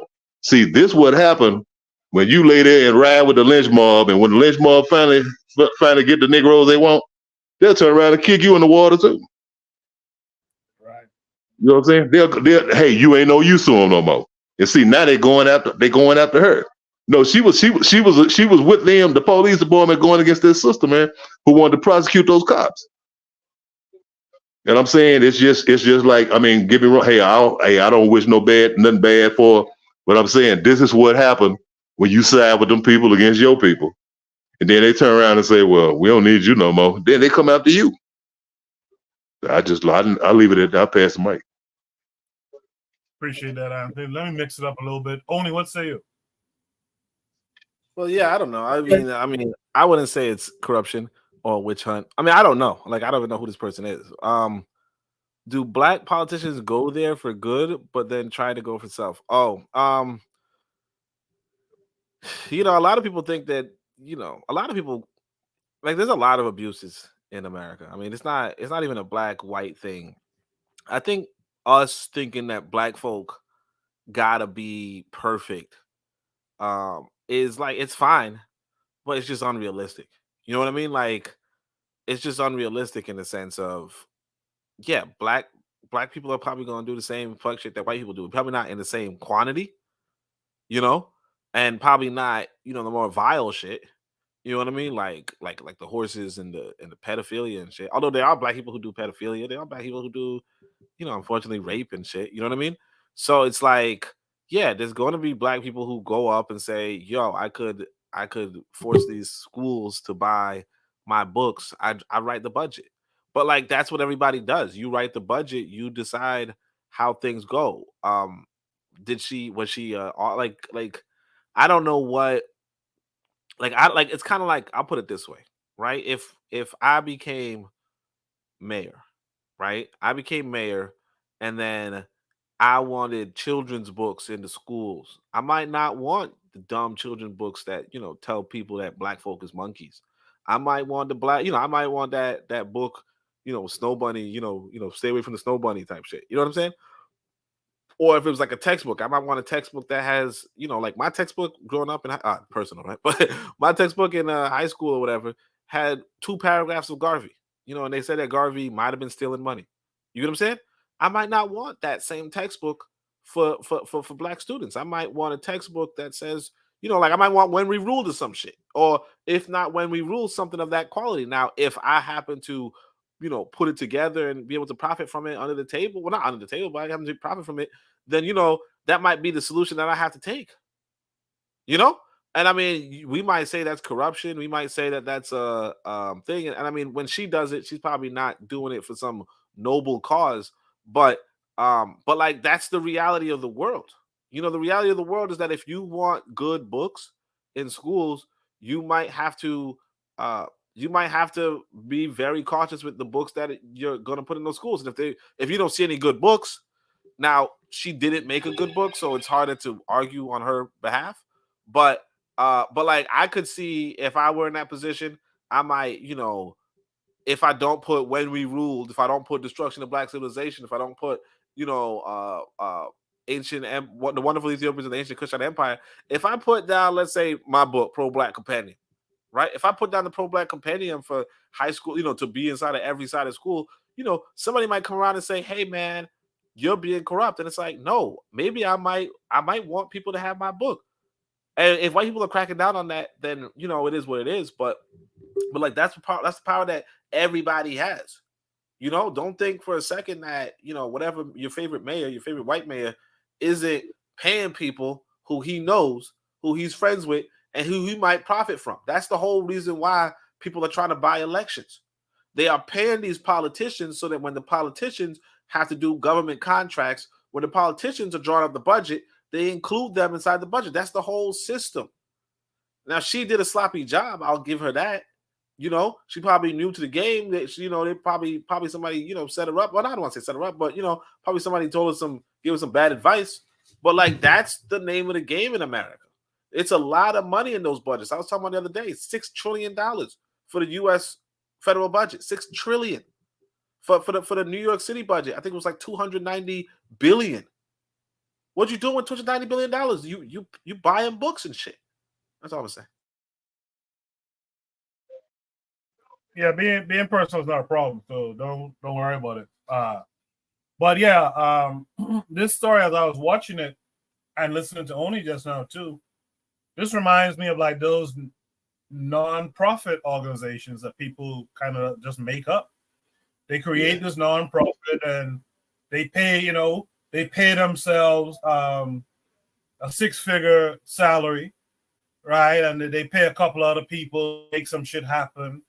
But it's really like a out for self type of thing. I mean, a lot of this government kind of spending, profiting off of government. A lot of it is that. A lot of people are making good salaries because they had the damn wherewithal to go start a little organization, right? And write a good document to get the funding, and they're paying themselves handsomely off of that. So, like Oni said, my girl here probably did it sloppy. Maybe people didn't, maybe she had some haters too, or what have you. I will say though that again, I don't think it's wrong to have a standard, and I think in her case, like in a case like this, try to keep it clean. And I'll say that for black men, black women, black in between. Try to keep it clean. If you're gonna do the business the way it's been done, then do it how it's been done, as to what Oni said. Otherwise, try to keep your nose a little bit clean. That's what I would say. With that said, let's just throw it to Black Steel. Black Steel would say. So, like Oni said, this is America, right? So this lady and a lot of black politicians seem to forget what America really means to black people. Since we're sharing personal stories, I'll share one myself. When I was maybe about 7th grade, I got suspended off the school bus. I was playing around, tussling, throwing paper ball, being a kid. And it was me, and it was a white kid, couple white kids, couple Spanish kids. But I was the only one who got suspended. And I mean, my mom told me, "You forgot. I told you, you can't do what they do. Yeah, you were all wrong. Yeah, you was acting a fool. He was acting a fool. But you can't do what they do because they look at you through a magnifying glass. They expect you as a black child to be acting up. This woman, there's a lot of crooked, corrupt politicians. She probably isn't even the worst thing a politician has done. But she's a black woman in the United States of America, 3Ks. Okay. She forgot what it is. They're gonna go over everything you do with a fine tooth comb. The mayor in New York, Giuliani, or some mayor in some rinky dink town in fucking Arkansas, they could probably get away with selling the same books over and over again. But you can't because you're black, man. You forget what it is and what it's not. It's never been a meritocracy. It's never been a free country. They're gonna scrutinize you to the utmost. So she got in there. She got in a position of power. She forgot where she was and who she was. And they reminded her, this is her nigga wake up call. I don't care how old you are.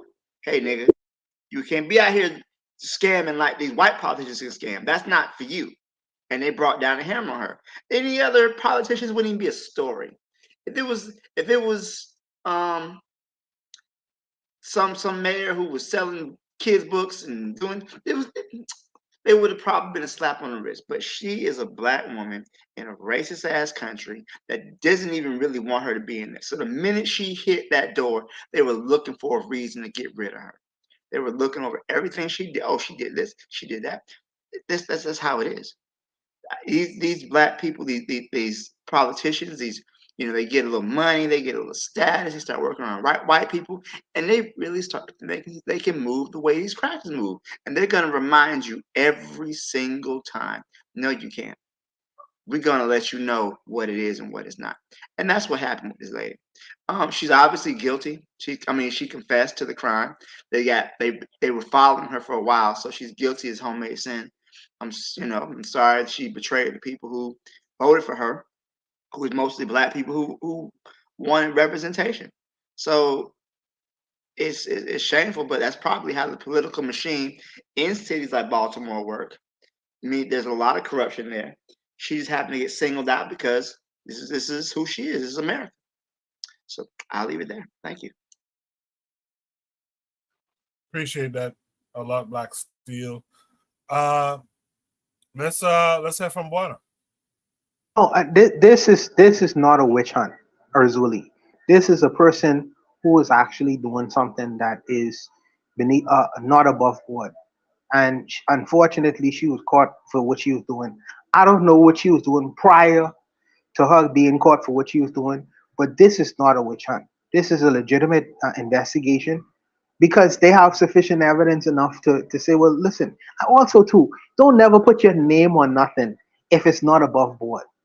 I could see if she's scamming, but the things that she doing, the documents that she was selling, the books she was selling, actually was legitimate books. She probably didn't go through the products, man.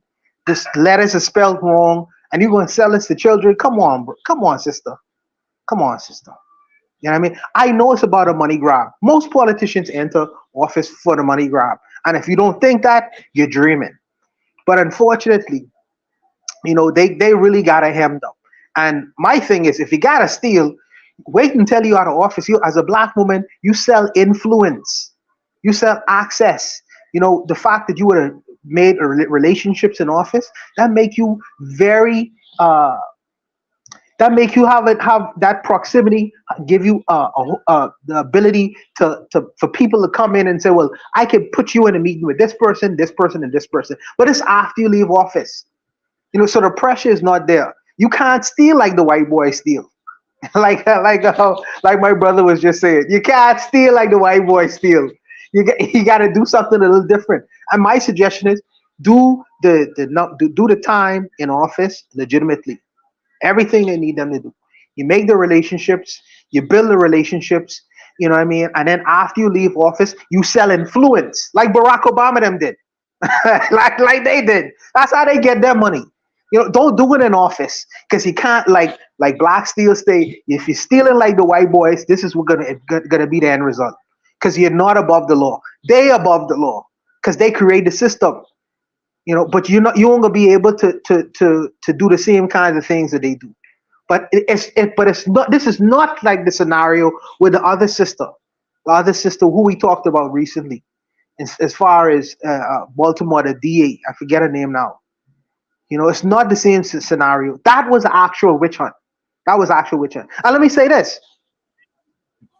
Right now, I think they're investigating the prime minister, the president of Haiti's wife, because now they are saying that it's possible that she could have been involved in a murder of her husband. Okay? So politics is a dirty affair. It's absolutely dirty. You really don't know what's going on behind the scenes unless you intimately involved. You know, politicians do good things, politicians do bad things. Not because they black, that don't absolve them of wrongdoing. Black people do wicked things all the time, brother. All the time. Like I say, they're investigating the president's wife of Haiti. You know what I mean? So I wouldn't just say, oh, because she black or whatever. I am saying the last lady was witch hunted based off of the fact that, hey, she stood up for her community, and that was the result of it. And if you look at the history of what these people do, they are very vindictive. When you do things against them or against their system, they coming after you. That happens. That's a reality in the United States and globally. And globally around the world. And if you don't think that, look at Haiti. They've been punishing Haiti since 1804. Most of these Western countries. You think that they doing that because they want to give them a hand out, a hand up? No, they want to make Haiti an example for the world that black people can't free themselves and live freely ever. They are vindictive. They was vindictive back then, and they continue to be. That's why I say they witch hunting her for what she did when the DA the DA of Baltimore in doing what she did when she stood up for Freddie Gray. They are vindictive like that, and they have a history of it. That's what I'm saying. This is a different kind of scenario. This lady put her name on some bogus things, and she hustled wrong. She was hustling backwards. Yeah, she was hustling backwards. And this is the result of it. So it is what it is. I'll just leave it there. I'll leave it there. I think I got everyone on that. Does anyone want to have any last thoughts? Yeah. I just want to say one thing, answer Bonner. I mean, this sister right here, she was part of the witch hunt against Marilyn Mosby. You know what I'm saying? Was she? Yeah, she was with the police. She was with co-signing with the police against her. Oh yeah, well, she getting what she deserved then. She getting what she deserved. That's what I'm saying, and now it'll turn on her. That's all I wanted to say. I appreciate that reminder. Okay, let's go to. We're doing an excellent time tonight. We'll end at 11, maybe even earlier, because this is Shooter Breeze topic number 4 coming up. Shooter Breeze topic number 4. It's another long one. It says, Continental Pan-Afrikan traveler has words for Caribbean heads of state and what an African continent/Caribbean relationship can look like. Continental Africans scared to travel in the Caribbean due to negative experiences. For example, Wode Maya gets visa application rejected from Antigua and Barbuda for being a continental African. Bishop gets detained for 4 days and deported from Dominica. From Dominican Republic. Solutions for Africa and the Caribbean. So that was a lengthy one. Let's try to get those down into one single field. 200, I think it's 200 characters or whatever. But it was informative. And this link, of course, this problem comes with a link. We'll watch it, and then we'll discuss.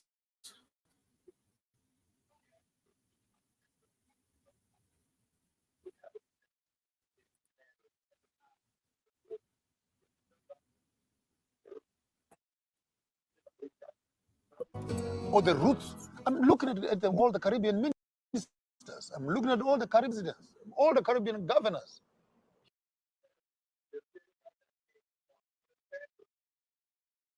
You must be sick in your heads and wasting time sitting in your offices, smoking and burning taxpayers' money when you cannot deliver the tears of the ancestors who sleep on these grounds, who all they wanted was to go back home.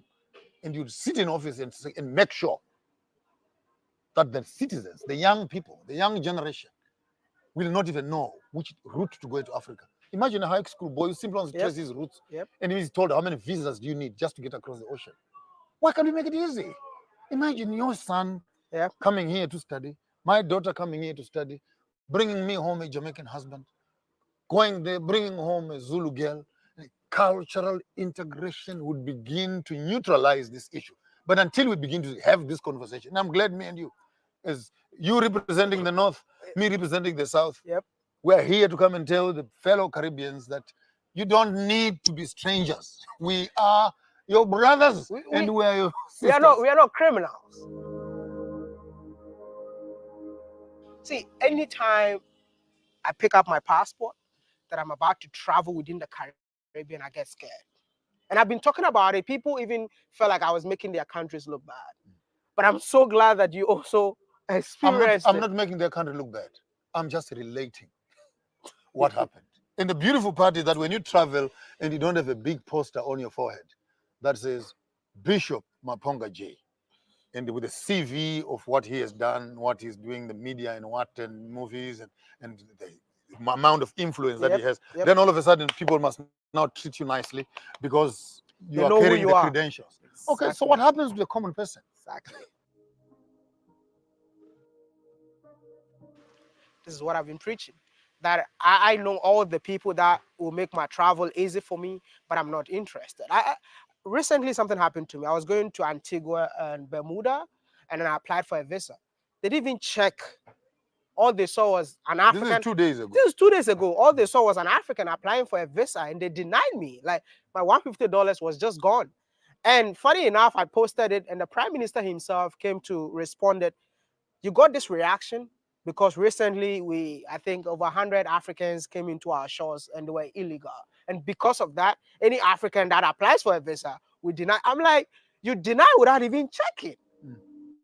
It's stereotyping, and they're already wired like that. They already with this. You see, when I lambast my African political leaders, that you are Uncle Toms, you are stooges who are managing the colonial system to benefit to you, to the sacrificing of the community that is under you. Because under it does not make sense that an all-black government, all black, could sit around and manage the same colonial rules that oppressed them. Now they are responsible for managing the same rules. How can you expect the laws that oppressed you to liberate you? How does it happen? The man that raped you and abused you, he comes around and says, now I'll help you to heal. I'll help you to heal. Don't worry, I'll clean you up. I'll get a doctor for you. That's sadistic of the highest order. If you have done what you've done, just step away. Let me hang around my own relatives and fix this mess. But for us to think that the Western world and the Northern world will have solutions for the Caribbean, will have solutions for Africa, we must be smoking. And I'm glad we're in Jamaica. We must be smoking something very strong.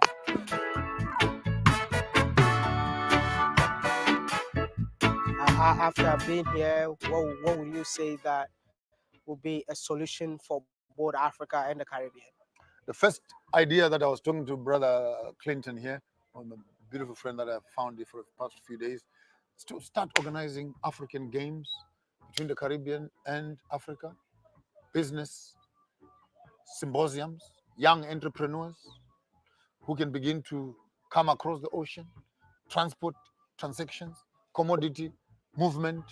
But for a start, even cultural exchange programs. I want to actually open up a cultural center in Jamaica here, and then call other African spiritual people to service the black community within the Caribbean who badly need spiritual guidance in one way or the other, which has gone far into Catholicism, far into Rastafarianism and etc., far into Christianity and etc. And Jamaica on its own has the highest population of churches in the Caribbean.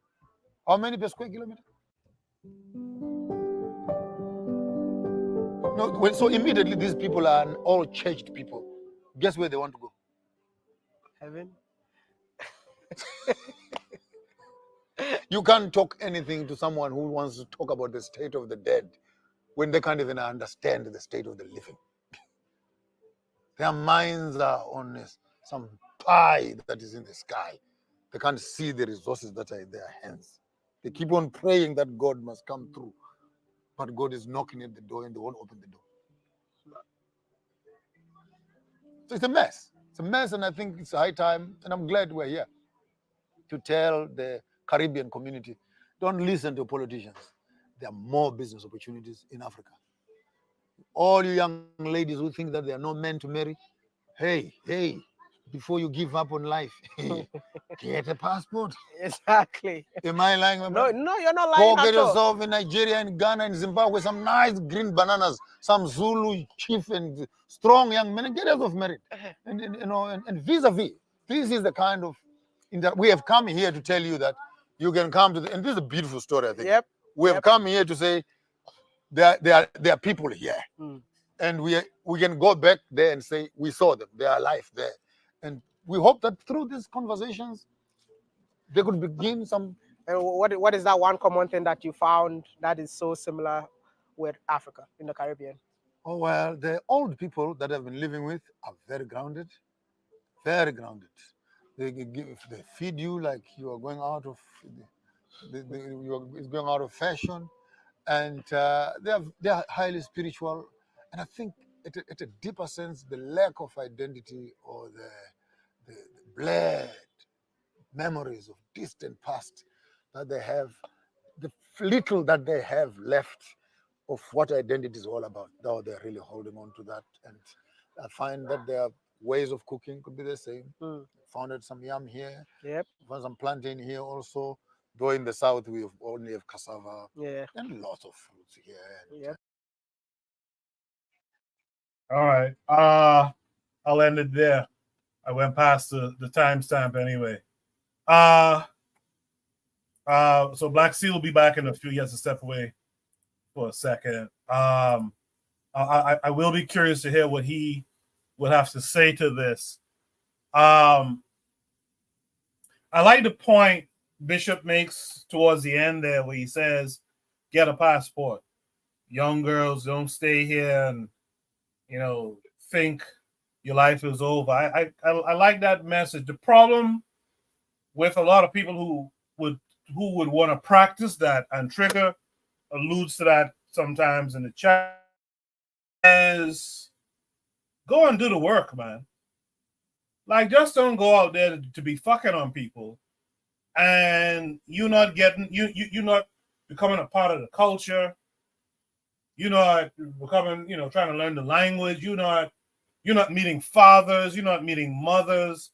So that's the thing I want folks to put into their, analysis of getting this passport thing. Don't just somebody going out there just to go sleep around. Like, really go out there to establish a connection with a person, their people, reestablish some connections you might have depending on the region that you go into. But go and do the work, man. But it's good to see these two brothers in the Caribbean sitting having this conversation. I really hope that they could get through to some of these leaders in the Caribbean. I was disappointed in Antigua for what they did there. But I hope that the would-be leaders of tomorrow would be able to catch these messages and go into it, with this type of consciousness. So I'll pass it off there. I'll start with Buana, actually. Buana, what say you to this? I don't think it's fair. Let me say this first. I think the black world need to stop finger wagging at each other. When I say that, what I mean is the Africans come to the Caribbean and finger wag. The African Americans come to the Caribbean or Africa and finger wag. The Africans go to America and finger wag at the blacks there. And I think that we need to stop doing that to one another. I think that that's not the way to approach your brothers, because we have different kinds of stories based off our histories. And I think that we need to stop doing that. That's a dangerous thing to do. And it keeps us divided and separate and not wanting to listen to one another. That's the first thing. The second thing, Koku, is yes, Antigua denied this brother a passport, but the prime minister himself, the leader of the country, explained the reasons why there was an issue. Explain how many times do you get that? Now I'm sure that the prime minister would have checked to find out, well, this person is an influencer. I can't just cut him off at the knees. So he thought to explain to him specifically what was going on. But Antigua is a small island in the middle of the ocean, man. Ain't no worry. In this man's Walter Myers travel to the Caribbean, he was able to meet a gold medalist Olympic athlete in Jamaica. Had a good old time in Jamaica. He was able to sit with Mia Mottley in Barbados, the Prime Minister of Barbados, the current Prime Minister. He was able to sit with the current Prime Minister of Guyana. How many Black Africans get that kind of access? So for you to only say, well, I couldn't get a visa in Antigua, but you get access not only to regular rank and file people, but the people in the highest offices in the Caribbean countries that really matter to me. You know what I mean? It's really a disservice to say, well, okay, now I had a bad experience because I get denied in Antigua. Come on, brother. Don't do that to us, because your global reach is too vast, and you're putting an idea inside of the mind of your viewers to say, well, you wasn't accepted in the Caribbean, when that's not the case. That's an unfair statement to make. That's the second thing. The third thing I want to say is, this brother Mapongo or whatever, he's another Umar Johnson. They're laughable. They're laughable. Because Mia Mottley, for the past how long, has been establishing links with African leaders. Now, last week I just mentioned the fact that the Bahamas signed a pact with Ghana, and they having Ghanaian nurses to work in hospitals down here. We are establishing relationships. So for him to suggest that we are not doing that, I don't know what paper he's reading. I don't know what paper he's reading. Spokesperson. Like I say, you need to stop doing the finger wagging, and as Koku was saying, you need to get on the ground and do the actual work. Because this whole spokesmanship right now has become a very financially feasible thing where people go all around the world. They are the other kinds of pastors, where they go from country to country and give these high-minded speeches, but you can't really see the impact, the physical impact and things they actually do within the countries. No institutions built. Nothing actually institutionally even formulated or structured or whatever. Who do these people answer to? Nobody. These are YouTubers. When it comes to getting things done, I think that the moral finger wagging has to stop. If you say that we should develop relationships, show me the relationship that you are currently fostering and developing in Caribbean countries first, before you make these kinds of accusations against people in the Caribbean. Don't do that to us, because anyone can make statements. Anyone can make statements. Anyone can give high-minded speeches. What you are doing, what relationships are you creating, what institutions are you building, what are you giving in exchange for someone giving back to you in the Caribbean? You know who the people who deal with my car is in the Bahamas right now? A bunch of Nigerians. They have a business here right now. Anytime I have flats and things like that, I go to them always, all the time. There's a bunch of Nigerians here who doing business on the ground here in Nassau. So I'm saying, what is he talking about?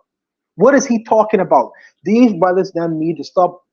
We as a community in the Black world need to stop pointing the finger at each other and morally finger wagging at each other, and try to get to situations where we could talk, one to another, and try to see if we can resolve our problems in an amicable way. I don't need nobody pointing the finger as if you my daddy and telling me how I should behave. I don't need that. And I think that we didn't see enough of that. You know what I mean? If you don't like the way I do things, come sit down, let's have a conversation, and let's work something out. But as far as finger pointing and finger wagging at one another, you point the finger at me and a finger pointing back at you. In my mind, I think that we must stop that. And I think that Walter Meyer, as a diplomatic person in the Black world, he needs to exercise more caution in the things of what he says, because this has pissed me off. because he's been showing nothing but love in the Caribbean, and that could get mashed up by this silly video right here. Because I know it's actually happening in the Caribbean currently. People are taking strides and making efforts to formulate relationships and things of that nature. And then when you come with this moral finger wagging at us in the Caribbean, I sticking my finger up at you and saying, fuck you. Who are you? You know, so I think that as diplomats, you need to exercise more diplomacy in how you going about. You are in Jamaica criticizing Caribbean people. How dare you? You know, and he's talking about the number of churches in Jamaica. How much churches where you come from, brother? You coming from South Africa? How much churches in South Africa on the African continent itself? And then you can criticize Caribbean people for having too many churches. Yeah, in Africa, Africa is the. Let me stop ranting. I'm saying that we need to stop morally wagging the finger at one another. I think that at the Black world, we need to exercise diplomacy and exercise patience for one another. I think that we need to do that first and foremost, especially when we get on these international media sites where other people are able to see these things, because we tearing apart a relationship that could be fostered between us because we are loose in the things that we say from time to time. I think that we need to exercise more diplomacy. But I'll leave it there. One or two things before you go. I just want to ask you a question. It's just for a little better understanding. If I see a guy throwing garbage outside of his car, right? He has garbage in the car and he's throwing it out on the street. But 6 feet away, there's a garbage bin.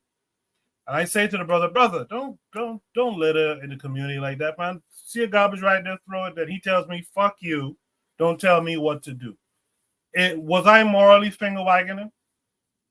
No, you wasn't morally. You was telling him, you was giving him a suggestion that something could be done better because you live in a community.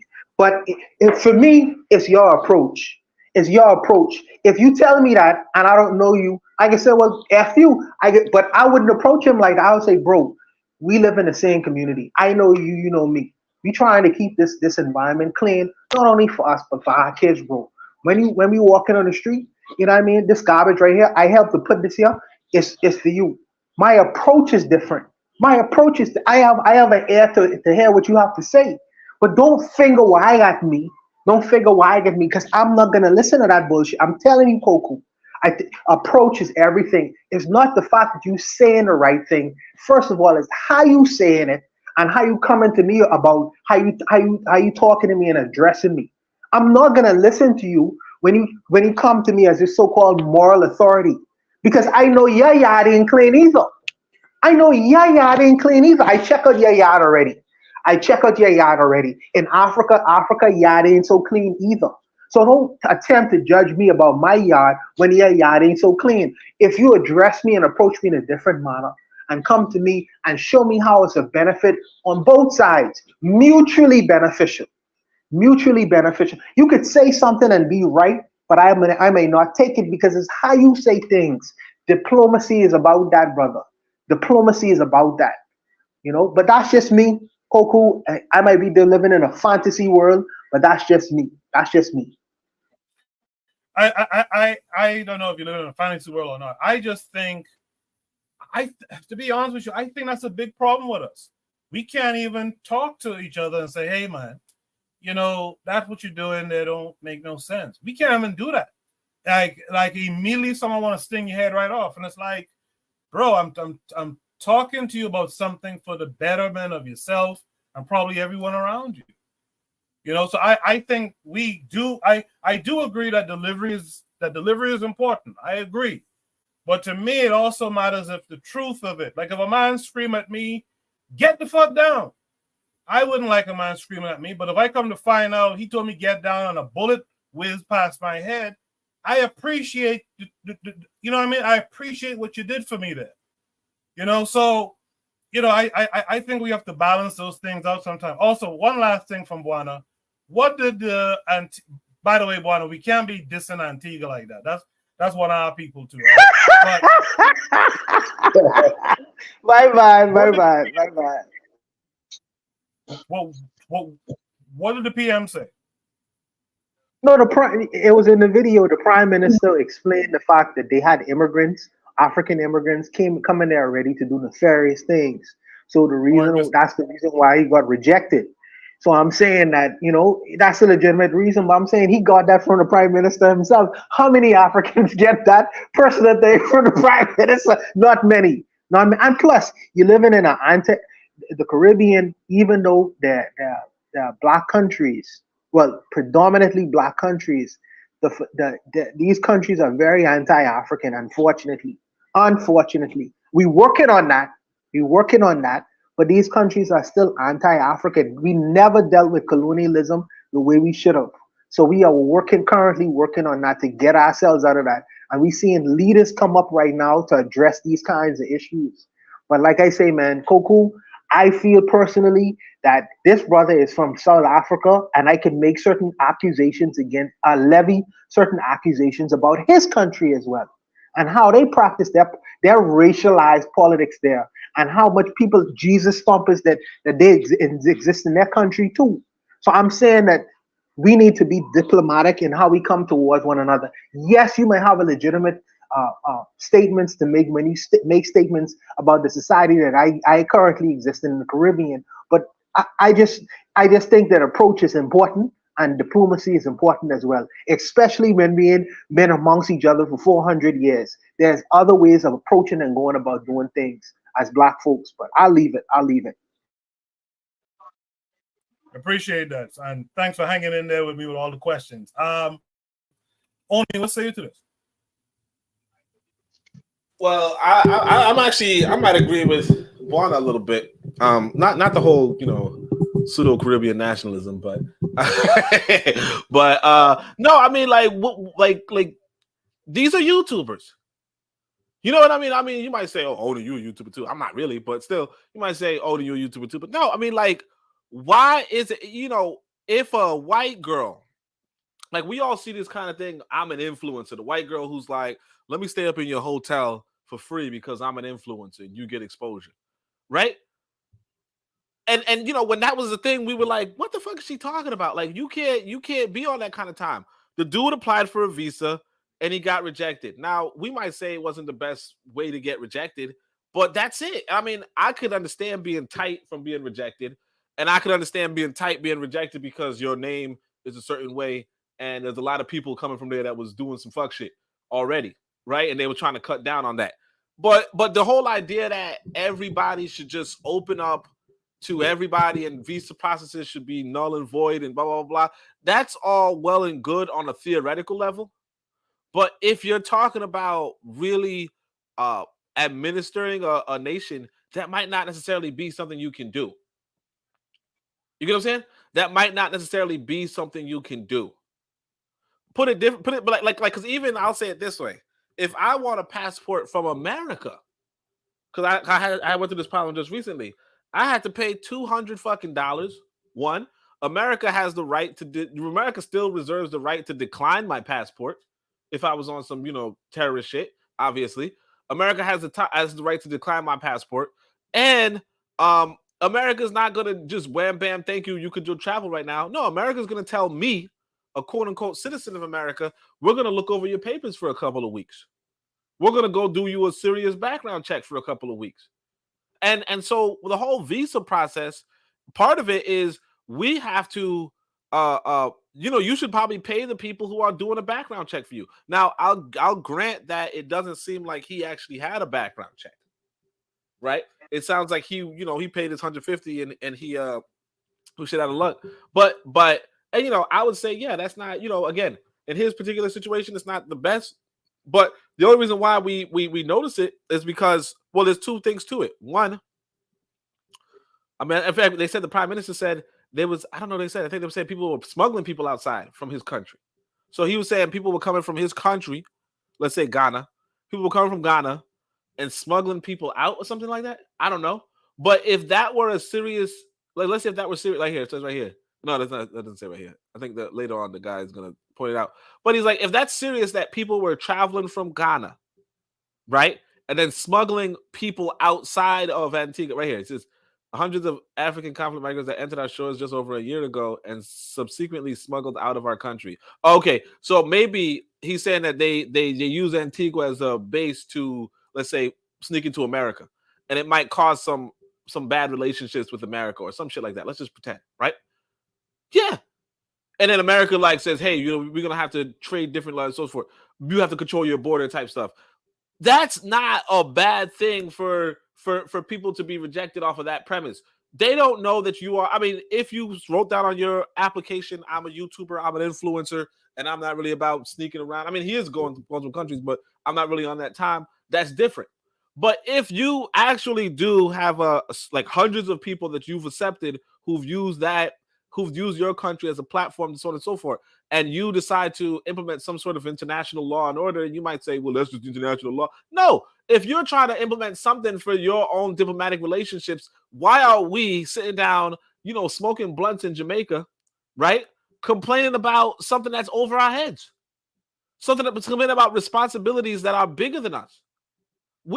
We tend to make light of all these things and why there's a visa cost and why there's a visa application and why there's this and why there's that. We want everybody to do everything for us for free, and we're entitled to everything, and we're more entitled because we're influencers and we make YouTube videos that, you know, people watch and they get, you know, they get our ideas about how the world should be free and open, all that stuff. That's all well and good, but if you're not in the position of actually paying individuals to get shit done, to make those connections, to make real change or real government or real governance or real science or real whatever happen, then just move the fuck out of the way. That's it. And like, to, you know, I don't know about Antigua. I've never been there. I'm probably never going to go there, right? I'm not going to hate on Antigua, but, you know, like Buana said, this dude could sit up, entertainer. He's an entertainer. He makes, you know, documentaries, kind of, right? This guy could sit up with the prime ministers of these countries. How long you been in? How long? I mean, I haven't been to Jamaica, but I could have been in Jamaica. I could have been born in Jamaica. I could have died in Jamaica, and I would have never seen the prime minister of Jamaica. I would have never had an audience with the prime minister of Jamaica. I would never be able to speak my mind to the prime minister of Jamaica. You know? So like, you know, sometimes you gotta enjoy some of your privileges, but you can't be going on, oh, well, they don't like us because blah, blah. Yeah, because there's a real world outside of YouTube. There's a real world outside of entertainment. There's a real world of people smuggling themselves out of the country. There's a real world of porous, what do you call it? Porous borders. If that's the real world, then we have to come to terms and say, you know what? Maybe this is over my pay grade. Maybe I just make entertainment videos. Maybe some, you know, and some people like it. I don't know. You know, I'm not saying it's bad. I never really watch, but, you know, but that's it. Just accept that. I'm saying that way. Appreciate that, Oni. Black Steel is back. Black Steel, you heard everything everyone else said. What say you? Can you hear me okay? Yes, sir. All right. So, from my understanding, the brother felt slighted because they denied his application for his visa. And God, I hate myself for saying this, but I agree with Oni. Yeah, I mean, it's not, to me, it feels like he's really making a big deal out of something that isn't really a big deal. But I feel like he should handle this in a more professional way. To say that, you know, he's talking about the bridges need to be built. What bridges? And the thing is, the reason they denied application wasn't because he was from Africa. I mean, it could have been because they have some real serious problems with the people who are in the country. So, with that being said, I just feel like, you know, we are building connections. We could work on it better, absolutely. But I don't think he should just, like, to one point, he shouldn't just slander the entire region because of his interactions that didn't turn out the way he thought they should.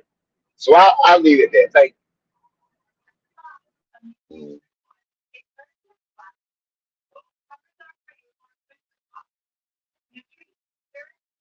All right. Appreciate that, Black Steel. In the chat, I saw some stuff I wanted to read. Trigger Happy 262 Plus says, I think everywhere in the African world there is a radical element, a pathetic element, and reactionary element. Just because Africa isn't well doesn't mean when one says it in other parts, it's wrong. I'll let Buana respond to that later. Got to get them to define themselves as African. He's responding to him. Buana was talking about how the Caribbean, the work the Caribbean has done, and how much more work we need to do in terms of our Africanness. And he says, got to get them to define themselves as African. I don't do African roots or African ancestry or African descendants. Either you are African or not. And African is not strictly geographical, which I agree with. Yeah, so those are some of the comments. Tell the African, I'm sorry, because I don't want to jump in front of my brother Anthony McFall. Tell the African Union that, because when Haiti was trying to establish themselves as far as being an African country, they was not permitted in. And what's one of the North African countries, Koku? I can't remember exactly what it is. They didn't permit Haiti. They permit Morocco in, but they only have Haiti as an observer. And Haiti is one of the most African countries outside and inside of Africa, as in the world. Why I say that? Because Haiti, as their religion, state religion. I'm sorry, am I yelling? I drink this alcohol on people, so I'm sorry if I'm yelling. But as their state religion, Haiti said voodoo is our state religion. Which African country has an African religion as their state religion outside of Haiti saying that voodoo is our religion? Name one in the 51 countries on the continent, please. I think Benin is one. Benin is one. And Benin, and many people say the people of Benin they are descendants of Haitians. So if you say Benin, that's one. That's one black steel.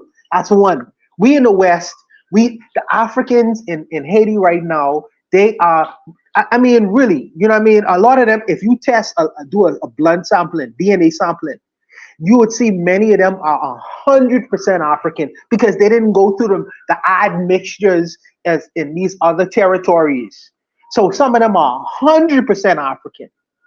100% African. How African religions, their culture is still primarily African, especially in the countries. So if what you want us, I'm bugging. I'm sorry. I'll just let Anthony go. I'm bugging. No, go ahead, Go. I'm sorry. No, that's cool. Bonnie, you were screaming, and I didn't like your delivery, so therefore I give a middle finger. I apologize. I apologize, Koku. You're all right. I apologize. Right. Anthony, go ahead. Take it away. Okay, I got a few things to say, Koku. Give me a little patience. Okay, the first thing what Buana was talking about, because we was just talking about it in our study group the other day about how when Haiti applied for membership in the African Union. Okay, and I thought about it. I said, do you know? They gave Morocco, which is a country where black people in Africa get enslaved at. Okay, but not only that, I was thinking about it. I said, okay, they said, well, the criteria is that Haiti is not a part of the African continent. You know, it's thousands of miles away. And then I thought about something for a minute. I said, ain't Mauritius a part of the African Union? You know, Mauritius. Y'all heard of Mauritius? Yeah, quasi-black Indian, almost like Ghana. You know? Listen, all I know about Mauritius is that's where the dodo bird used to be at. That's where the dodo bird was. That's all I know about Mauritius. Yeah, check this out. Mauritius is 900 to 1,000 miles off the coast of Africa. 68% of the population, this has a population of about 1.2 million. 68% of the people are East Indian, are people from the Indian subcontinent.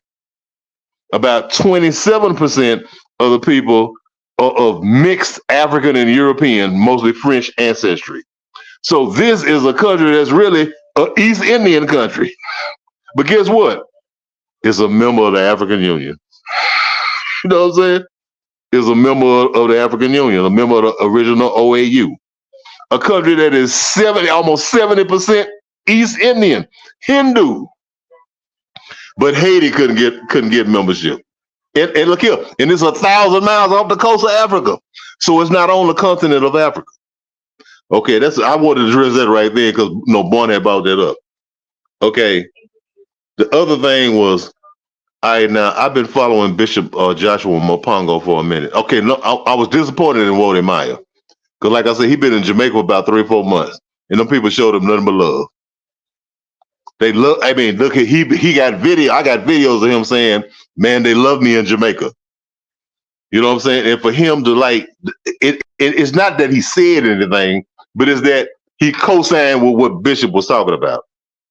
You know why Bishop's saying this? Bishop had a bad experience in Antigua, and and big up to Tim Hector out of Antigua, man. Tim Hector, one of my greatest heroes. But he talked about Antigua, and he also, I think he talked about he went to the Dominican Republic. He was talking about how racist it was, in which he was right about that. But like him painting that broad picture of the Caribbean, when it was just a couple of places that he went to, well, that was real bad for him. That'd be like me. I'll come up to Buana, I'll come up to Koku, and I'll say some shit like, I judge y'all by Lyndon Penley. You know what I'm saying? Yeah, please. Who used to be who used to be the Prime Minister of the Bahamas? If I came up and said, and I looked at Koku, and I looked at Buana, I said, well, I know Lyndon Penley, so I'm gonna judge him by y'all. I'm gonna judge y'all by him, right? You know what I'm saying? I'm old enough to remember Lyndon Penley. You know what I'm saying? That's crazy. That's crazy. Yeah. Hey, well, look here. If I came up to a person from Dominica and I judged them by that sister, what's her name? Who was the first Prime Minister of Dominica? That sister who was the Caribbean face of the invasion of Grenada. Yeah. You know what I'm saying? Oh, yeah. Yeah, I can't remember my name right now. The sister, she was the first Prime Minister of Dominica. I can't remember my name either. Yeah. But I mean, if I lay there and I judge, that sister Mia Motley, I don't care what it is about. I love that lady, man. Man, that woman does a lot. I mean, she's done a lot. She's done a lot already. You know what I'm saying? You can say, well, people say things, they say it's gonna always say stuff about you. But like one of the main things she was trying to do, she was trying to get this communication thing, like the transportation thing, correct between Africa and the diaspora, mainly the Caribbean. And Jamaica had made a lot of strides towards it too. Like I say, the Water Mile been in Jamaica about 6 months. You know what I'm saying? I mean, man, I looked at all them videos. Man, them people love Wode Maya. Man, they love the hell out of Wode Maya in Jamaica. And Bishop Mopongo, I mean, okay, he talk about I have big respect for him, man. I've been listening to him for a couple of years. But you got to remember, his name is Bishop Mopongo, and he come out that Christian tradition. He tried to black it up a little bit, but I think he still got some of that residue of that bullshit on it, though. Well, I'm saying, you can talk about how you can't come here. Man, you can't leave from South Africa to go to Nigeria. You know what I'm saying? You can't leave. You could be on the continent in Africa, and you could be in Togo, West Africa, and try to get to Abuja, Nigeria, and can't get there. I mean, you might have to lay there and go circumnavigate all around the continent just to get there. You know what I'm saying? They got all kind of trade, all kind of air restrictions and stuff over there. You had to go to Europe. You had to leave Africa and go to Europe to go to some countries in Africa. So I'm saying, that thing there. I mean, that in the Caribbean, that old air transportation. They got that in Africa.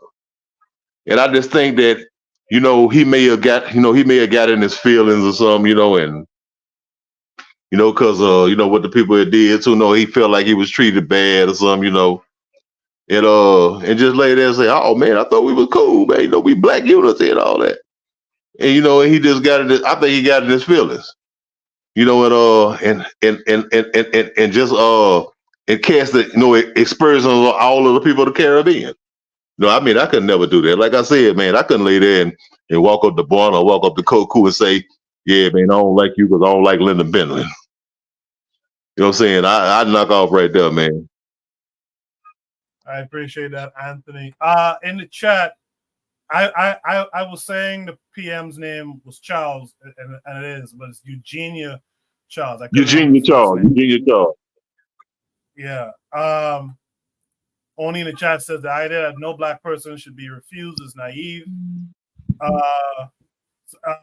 Shout out to God 246, by the way, who told us it was Eugenia Charles. So shout out to you. Brother Bakari's out there too. He said Buana and his rum.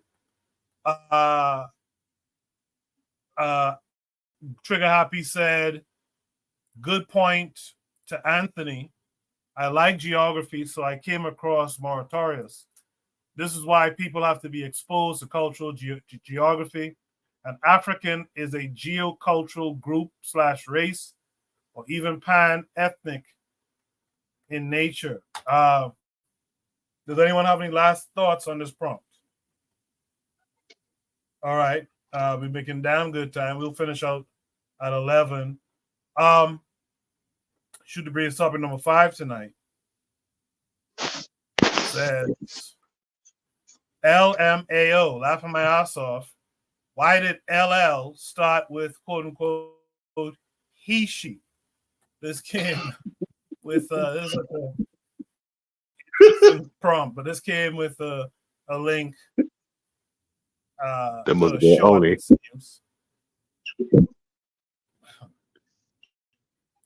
Man, that must have been only, man. Come on.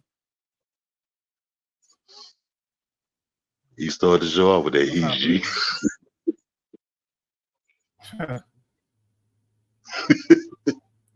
Everyone claims she's a he. Was a man. Let me start at the beginning. Who the fuck is this? Remember in the warning video when Biggie's pager went off at 5:46 in the morning? Well, guess who's laid up behind him? And when the LL Cool J starts his verse on the Flavor in Your Ear remix, guess who appears behind him? When Church No Joke made this claim a few years back, I didn't think much of it until I went back to rewatch the videos. I mean, why exactly would LL start with? And in the Big Papa video, there's a clip when there's a woman using the men's bathroom, standing up. Do you think that the Adam's apple popping out of a man's neck has something to do with this? Now, I'm not saying this is an issue. Like Nobody told Biggie. Alright. So this is the scene in the Big Papa video when Biggie walks over and takes the girl Busta Rhymes was talking to. The only thing is, everyone claims she's a he. Was a man. Okay, let me start at the beginning. Who the fuck is this? Remember in the warning video when Biggie's pager went off at 5:46 in the morning? Well, guess who's laid up behind him? And when the LL Cool J starts his verse on the Flavor in Your Ear remix, guess who appears behind him? When Church No Joke made this claim a few years back, I didn't think much of it until I went back to rewatch the videos. I mean, why exactly would LL start with? And in the Big Papa video, there's a clip when there's a woman using the men's bathroom, standing up. Do you think that the Adam's apple popping out of a man's neck has something to do with this? Now, I'm not saying this is an issue. Like each to their own. That's what I do, bro. But what if nobody told Biggie? Yeah. He she. You know, Man, who came up with this This guy feels really. I'm sorry, man. I'm sorry. I say it's wild. But Biggie does get, God damn it, Biggie does get some flack for some rhymes that he did, but a lot of people don't realize he was quoting like Richard Pryor jokes and stuff like that. It wasn't really him saying that, he was really quoting someone else. So I'll give him that benefit of the doubt. But I saw this and I can remember, well, vaguely now, I can remember these videos, but I'm pretty sure we had questions about some of this shit back in the day, but I don't remember the full context of the videos, etc. So I can't really say anything from that standpoint. Maybe Black Steel might remember. Black Steel would say you. I don't remember this lady. I the evidence is very, very flimsy, right? Talking about stuff in a video, so it's not enough for me to even really speak on. It's almost comical in a way, but I'm looking at this from the outside, like, what are we talking about here? Like, this is crazy. This is humorous. It kind of reminds me of, you got the white conservatives, the white racists, how they say Michelle Obama's a man, and they got all these different pictures, things like that, and they're trying to claim that Michelle Obama is secretly Michael, and they're not the Obama's real parents. That's a lot of bullshit. I've noticed that a lot of these things that people claiming that black women are really men. They're really trying to deny black women a level of femininity. So I'm not taking this with any level of seriousness. It sounds like just somebody posting some stuff off of YouTube and making little jokes and whatnot. It's just you find a few coincidences. Oh, Mike Busta Rhymes and he, she, and she was standing to a urinal, and that's really a man. Like, come on, bro, you can do better than that. Or maybe you can't do better. I'm gonna leave it there. Thanks. Yeah, I was gonna ask you, Black Suit, what do you think the he, she was? Because one time ago, the man from the West Coast, he had the heezy for sheezy. I'm trying to remember, was that a play on that or something? But what do you think the actual he, she was about? I don't know what that was. If I had to guess, I think it might have been something like for sheezy, he, she. Maybe he cut that off, but I don't think that was anything. I think it's just more of a coincidence than anything else. I don't put too much stock in this. Let me see some real evidence. I don't think there's anything else. All right, Buano, what say you? I don't think that Biggie would. Black Steel, would you hit? Yeah. If she's a woman, yeah. If she's a woman. If she's a woman, I'm smashing all day. Yeah. That's I can. Hey man, I'm not New York City, so I'm sure that it's a lot of attractive he, she's out there that I can't tell the difference in whether they're women or men. I never had that experience before. Y'all probably have that every day. If this chick is a man, she would have fooled me. She would have get me, because she looked like a woman to me. So I don't know. I never had that kind of experience, man. I had that kind of experience. I don't live in New York City, so maybe the transgenders that I have had the experience. Yes, you should tell they're usually. You could tell. You could tell. Some of these motherfuckers have facial hair and shit. They don't even hide. They don't even try to hide it. This crazy, man. I think my man was wilding though. I don't think that.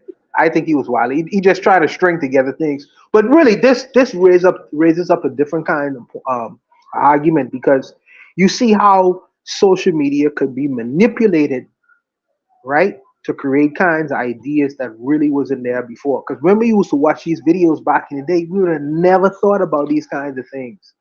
But in 2024, it's an issue. It's an issue to discuss now. So it's interesting how people can use the media and images to manipulate ideas. Malcolm X used to talk about this back in the day, in terms of the media creating devils and angels in what they are able to do.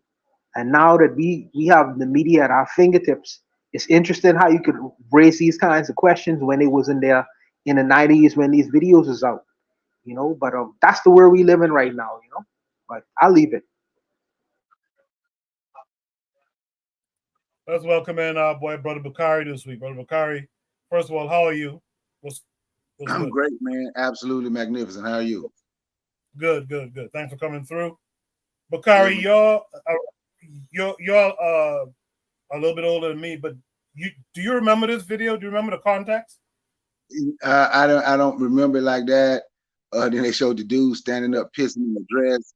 What I do remember what LL Verse Day though, when he said he, she, blow tissues, delicious. I have no idea how a he, she, and getting a blow and being delicious go in the same verse. But that's literally that's his verse in that song. But when you say you can tell, like, what's the name of that song Beyonce had when they was just shaking their booty? The lead dancer, one of the lead dancers in that was a man. You go Is that back, right? Is yeah. that right? Wow. You go back when I was younger, and you see Sean Connery, James Bond, 007, one of a couple of his movies. One of those women he was laying in the bed with, being with, was a man. That was back in the 80s. They've been putting, yes, they've been putting this. They've been putting this up in our face, and we just didn't we just didn't know it. But yeah, the choreographer of that dance that Beyonce them did in that video, and the dude was in the video. But what they did, you see the video, he never like by himself, so it's other women around, but you're looking at the video and you're looking at women, and you really think there's not, but one of them is a man. One of those dancers, one of the lead dancers was a man. So Bakari, you were talking about Grace Jones. Grace Jones is a woman in. I ain't saying nothing about Grace Jones. What you talking about? You talking about 007 what? Back in the day?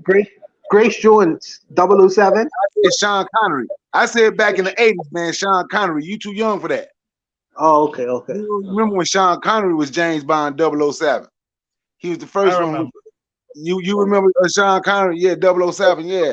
Yeah. If you look it up, if you can look it up, you can see it was at least one. I think it was two movies where one of them was one of his girlfriends in the movie was actually a man. And Biggie got flack for quoting Richard Pryor because Richard Pryor was actually gay. You can't be quoting. You can't be quoting no gay stuff coming from no gay man. Or maybe he didn't know Richard Pryor was gay, but it still sounded gay anyway. Girl, you so. Why you say Richard Pryor was gay, Bakari? Why you say that? Because he was gay. Why you say he gay? Okay, I'm gonna tell you. He want to suck some loose dick. What do you mean? How you know he's gay?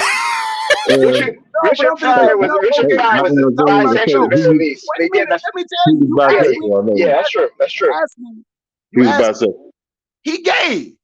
I say the same thing. He literally. He's a Pangria. He's a Pangria. How is he? The dude. He was with Marlon Brando. The dude that played in the movie, yeah, right there. Him and the dude lived together for like 3 or 4 months. Is that right? You sure he wasn't joking and things like that? You sure? Get it over his joke. Oh, he used to fuck with Marlon Brando. Man, the dude was a fag. Pardon my French on your panel. The dude was gay, man. Wow. He and Marlon Brando was in a relationship.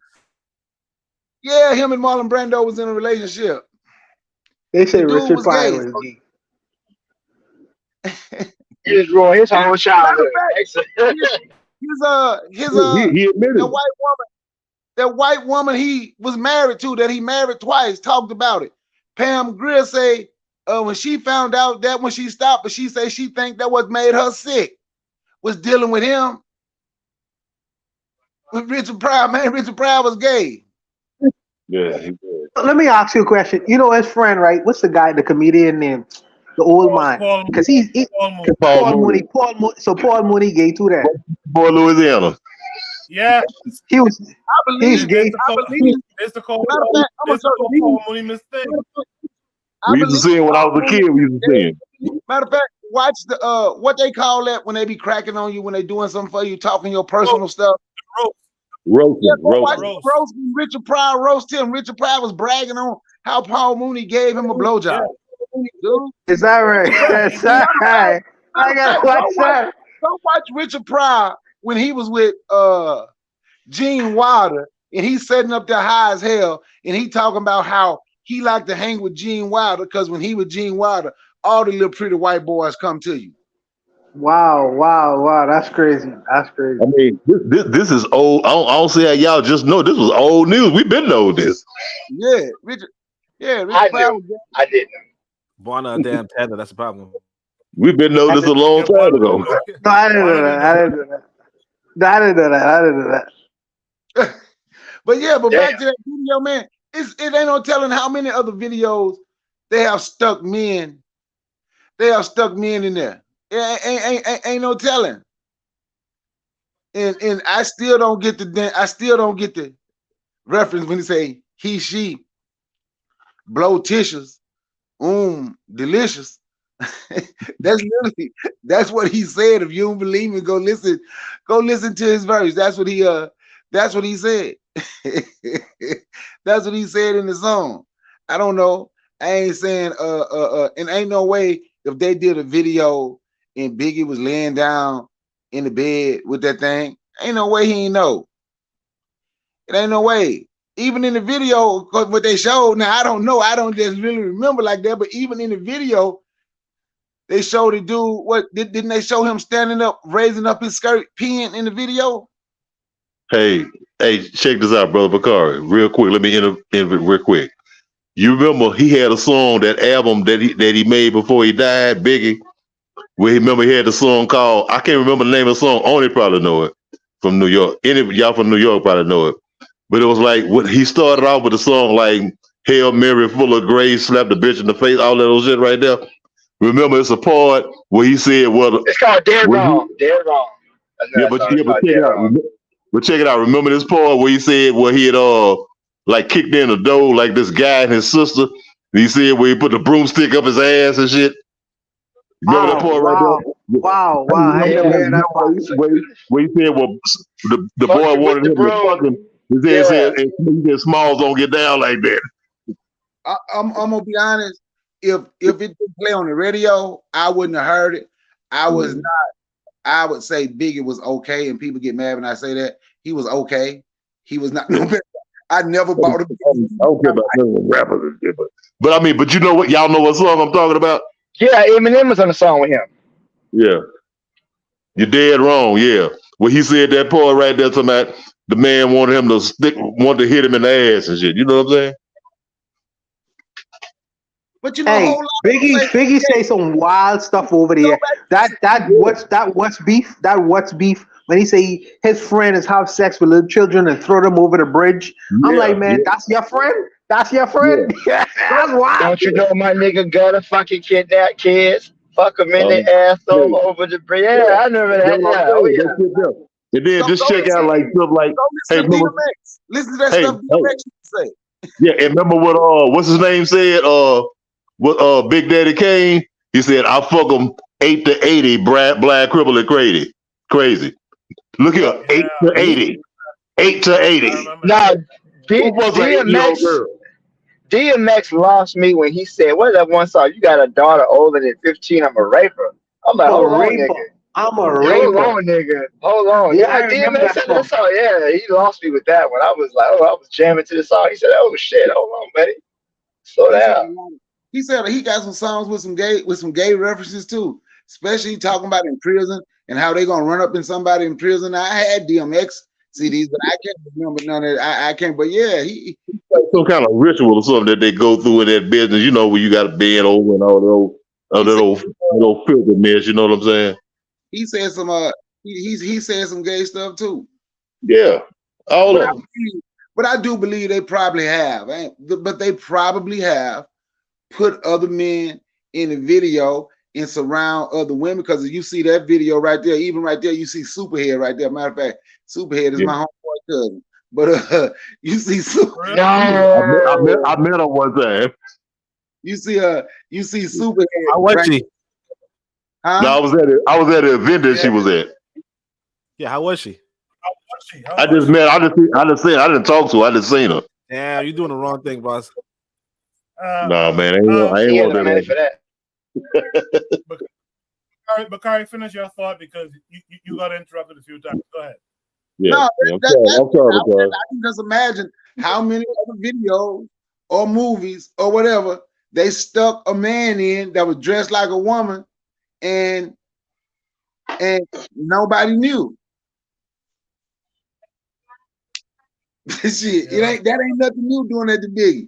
Oh Lord, especially today, ain't no telling how many you watch. If you watch a video, that's true. That's true. Right.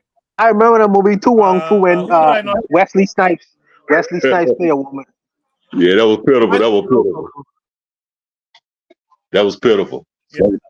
Yeah, that was bad because he had already established himself like as an action guy, and then went and did that whole shit with Tu Wong Fu. I was asking because I can't remember. I don't think I got to Oni yet. Who else did I not get to? Me. Did I get the ball? Oh, okay. Anthony, what say you? I just say, man, to me, they just trying to push that LGBT agenda. That's what they've been trying to push it for a long time. You could go all the way back to them Dolomite movies. You know what I'm saying? Well, what Dolomite had the transvestites or something. You go all the way back to that. But they're trying to push that. They're trying to push that agenda to normalize it. And it's not just because white people just despicable, which they are. But I'm saying, it goes to like things like not only just the feminizing of black males, but I mean population control, all that stuff. You remember that's why they pushing it so hard on the continent of Africa. You got Obama going over there talking about hey, the government of Ghana just passed some legislation, like some anti-LGBT shit. They just said, no, that shit ain't gonna fly over here. I mean, they just did this. They said that shit ain't gonna fly over here. They passed like, well, you'll get a prison sentence for that shit. No, you're not gonna do that shit out in public. You're not gonna beat out loud and all of those shit over here. You know what I'm saying? And I think the Ugandan government did something like that too. But you remember Obama? He went to Kenya when Uhuru Kenyatta was there and said that, well, unless you accept this LGBT thing, we ain't gonna give you the same treatment. They pushing it real heavy in South Africa. It's a strong movement of it in South Africa. You know what I'm saying? You can listen to that. No, I love Brother Julius Malema, but like he say, yeah, we got to have equality for everybody. Yeah, You know what I'm saying? He does say that. Yes, yeah. Yeah, including the LGBT community. You know what I'm saying? And hey, you all us know a man and a woman getting together, we make babies. We make babies, we make families. We build a nation. I mean, a man and a man don't make nothing but a mess. You know what I'm saying? That ain't nothing coming from that. And so, I mean, they pushing. I think that they seriously, they're stepping up their game, pushing it. I mean, you got them all coming at right now. They trying to pass legislation. I think they already did in America. What I know they trying to. That what a woman is. You know what I'm saying? So okay, Beyonce is a woman, but what's that faggot? What's his name is? The one who wear the wig, be on some TV show, Laverne, something like that. He a woman. You know what I'm saying? No, man, you ain't no goddamn woman. But like they trying to make like a trans man be a woman. They get some places where they trying to go into the bathrooms with sisters and stuff. You know what I'm saying? It's just a part of our agenda, man. Like I said, it's tied into a lot of shit. It's tied into feminizing brothers, but it's also tied into population control. You know what I'm saying? And because if you got a whole bunch of gays, you can't make no more babies. And yeah, I ain't mean to go no. One of the things, Anthony, though, what I would say for the black men, universally, I feel like it's been universally accepted that black men don't really effort that homosexual transgender. I mean, that's almost like university. Yeah, in America, in the Caribbean, in Africa, in South, the brothers don't business with that. The brothers don't business with that. But Buana, this is my problem. This is my problem with it right there, Buana. They're trying to push it in schools on our children. You know what I'm saying? Yeah. They're trying to push it in our schools on our children. See, me and you, we know how to discern that shit. But they're trying to push this shit on our children. Yeah. Oh, you could decide your gender. You seen Dwayne Wade's son the other day, Zaya. Yeah, cut his dick off. He cut his penis off, right? That's what I'm saying, man. I'm saying they pushing this shit on our children. And see, that's why we got to fight it, because they pushing it on our babies. Nah, hold up a second. He cut his penis off? That's what I heard. No, he did not. I hope not. Good. No, but that's what they were saying, though. He did it. The doctor did. Good. Because if the little boy changes his mind, that's a problem. Yeah. See, that's my only problem, man. Like, I understand all us on this panel, all us brothers, we know we can discern with that. But what about our children? Because see, we in a time and period now. Well, look at one time in rap. You had one time rap was gangster rap, and don't give me boy that shit. That deaf music was bullshit. But at least one thing about it, they had the image of a masculine guy. Now you look at them, you got motherfuckers roll around in dresses and shit. You know what I'm saying? They rolled around in dresses. They rolled around. I'm like, man, I'm messed up in the game because I'm thinking, I'm looking at these dudes with these tight pants on and shit. I'm like, man, what the hell is this? They went from baggy pants to skinny jeans. You know what I'm saying? And you look, and now you got them like, what's Rihanna's boyfriend? He running around wearing something like a kilt, whatever. And you got Pharrell on the cover of the magazine, and I don't know what the hell he was. It looked like a dress to me. You know what I'm saying? You know what though? I say, my bro, Anthony, I say never. I say I'll never accept it. One of these days we're gonna be considered to be the people the men who practicing alternative lifestyles, because the mainstream will be completely homosexual, transsexual, whatever, and we could be like the people on the periphery. But I accept that. I okay with that. If I have to rear my children and grow them in a way to say, man, we antithetical to them beliefs, man. That's Babylon system. The Rastas haven't had it right from long back in the day when they say that's Babylon system. That's Babylon system. I don't accept that. Never. Yeah. But look how they did it. Because see, they started in the late 60s. And you know what? And they all, this is what they do. Look at it now. The LGBT thing, the alphabet people thing now. What they do, you look at commercials, you'll see a big old brother with pink hair, a yellow hair on a commercial. You know what I'm saying? Acting real feminine, acting real dramatic. You know what I'm saying? Or you'll see what this old faggot, his Billy Porter on his husband picking him up. You know what I'm saying? You see this stuff on TV. But think about it, go back to the late 60s. And regrettably, I hate to say it, but with the Black Panther Party. The Black Panther Party, when you get into that, and I love Dr. Huey P. Newton, one of my heroes, right here from Louisiana.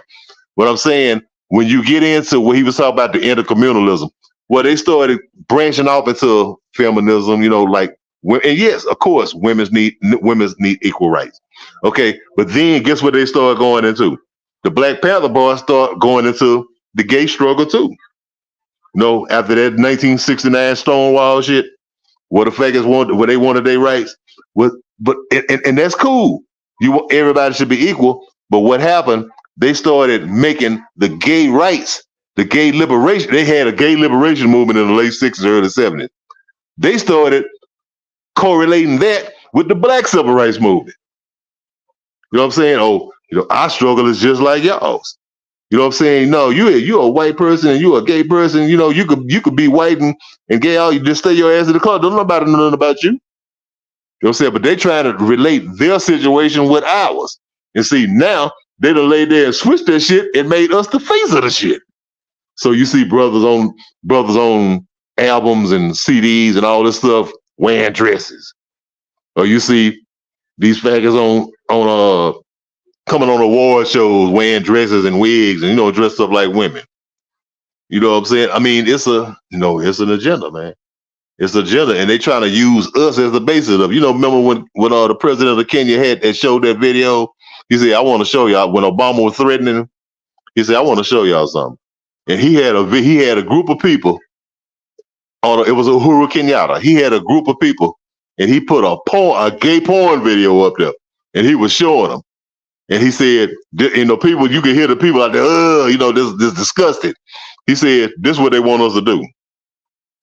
No, this is what they want us to do. They said, if we don't accept this, we ain't going to get aid and all this stuff from right there. Now, I done went on long enough, man. I'm going to knock off, man. Let somebody else talk. My bad, Coco. It's okay. I think Oni is the last person to speak anyway. Oni heard everything everyone else had to say. What say you to this? Should be topic number 5. Laughing my ass off. Why did LL start with he, she? Go ahead. Well, I'm gonna say 2 things. One, I does look like this person has a Adam's apple. Hold on a second. That looks like somebody that person has a Adam's apple, so that's a little bit confusing. Because if it is a woman, you know, it's kind of weird, right? But LL Cool J also did that he she thing in Fatty Girl, you know, because I accidentally, but I clicked on that Fatty Girl, you know, show my son some culture, I guess, and he does do, you know, he does he she. Wait, how does he do it again? Well, he said it like twice in the same song, but you know, but yeah. So I don't know why he says it. It's kind of random. But as far as like the Biggie being on that sus list, like it's just countless. You know, one of his lyrics, there's the song, I think it's freestyle, Wickedest Freestyle. I used to like it as a kid. But he goes, you know, N-words plus they luckin', they get a butt fucking straight up the ass raw dog with the rash. And you're like, what does that mean? Like in retrospect, you're like, what does that mean? You know, and then, you know, Dreams where he'd rather mess with RuPaul than, you know, whomever. And he also mentions he wants to date rape Raven Simone, and you like look it up, and you're like, Raven Simone was like 9 or some shit, you know, like 8 years old or some shit. So, and then of course, you know, I guess now in the news, because somebody brought it up, they were like, because like essentially Puff Daddy is being accused of sexually assaulting men and women right now, and I guess Meek Mills gets into it too or something. I don't know. I didn't follow it, but you know, people are like, you know, what's it got to do with Biggie, right? But like on the real, you know, from what my understanding was people were saying back in the day, they were like, Biggie might have been the real gangster, and Tupac might have just been playing one. You know what I mean? But not just that, Biggie might have been on that. You know, like he tells you in the raps, you know, I'm fucking dudes without their consent. You know what I mean? I wanna mess with a child celebrity. That type of shit. You know, I'd rather mess with RuPaul than, you know, them ugly ass escape bitches, you know, which is like, you know, again, you hear it and you're like, aha, that's funny. But like, you know, it's kind of funny, you know what I'm saying? like it's kind of like, I don't know if I would have said that, you know? Like, I mean, I definitely wouldn't have said that. But like, yeah, a lot of rappers sus. I'm just kind of confused, like, because this lady, if it's a lady, does low key look a little bit like a dude and does have an Adam's apple, you know? But at the same time, it's like, I hope it's not a dude, you know. And I guess this guy made a joke. Wait, y'all think it's a dude or y'all think it's a woman? No, man. It's hard to tell. Yeah, hey, owner. So it's kind of like a dude, you know, like kind of like a dude I might know. But Owner. Like, yeah, what's up? Hey, owner, you remember when what's his name? Rick Ross had that song where he said he was standing next to Puffy in skinny jeans with no drawers on. You said Rick Ross said what? Rick Ross said, I'm standing next to Puffy with skinny jeans and no drawers on. Oh, pause. Well, I mean, I think people knew back in it. Like, I remember back in like 20 years ago, people were saying they think Puffy gay because that one dude he was hanging out with, the guy that white boy Clive Davis. Yeah, they pretend to be a butler and shit. Like that was like he was a racist homosexual. Me and my wife used to have that conversation all the time, and she used to, my late wife. I used to tell her all the time, man. Ever since I first saw Puffy P Diddy, well, I said he was gay, and I'm just saying he was gay because I was just what some old school folk. Like I told you, I got old folk. What they taught me, you see a man walking around talking about how pretty he is and worry about his hair all the time. I would learn as a little boy, something wrong with that man. Mm-hmm. I said ever since I first seen him, she's like, he ain't gay. Yeah, she knew Biggie, so she thought, yeah, that dude gay.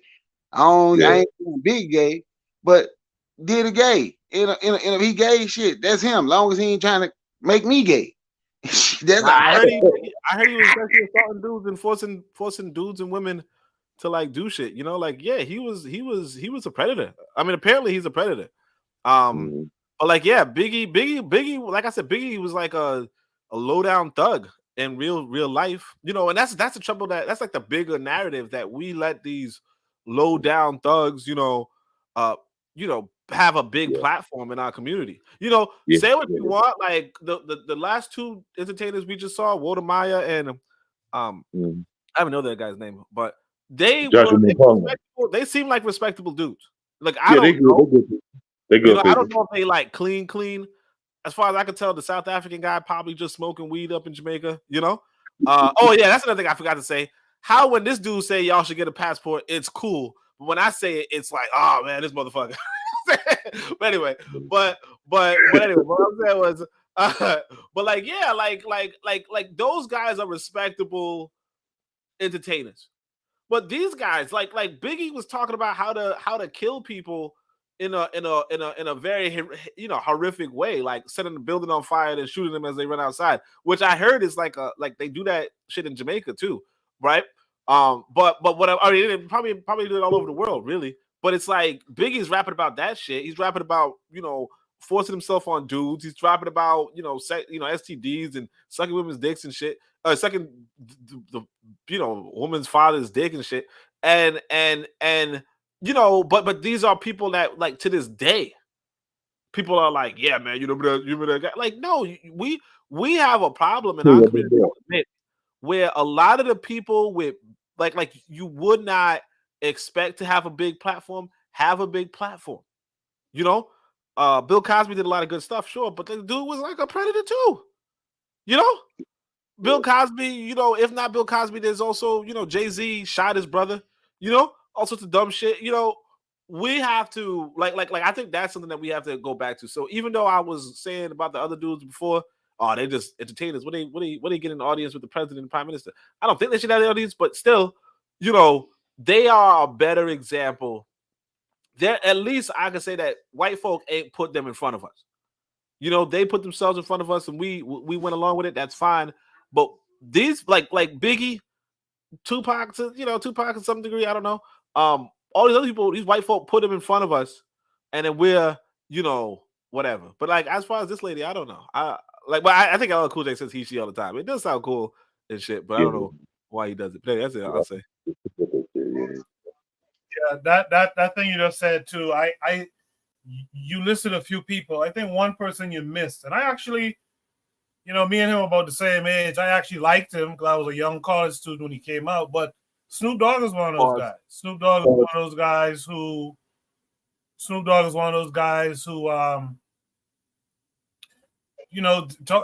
represent a lot of bullshit. Let's be real. Yeah. We had C. Dolores Tucker and them out here in the States. I was still home then, but out here in the States, we used to get the news about them protesting guys like that.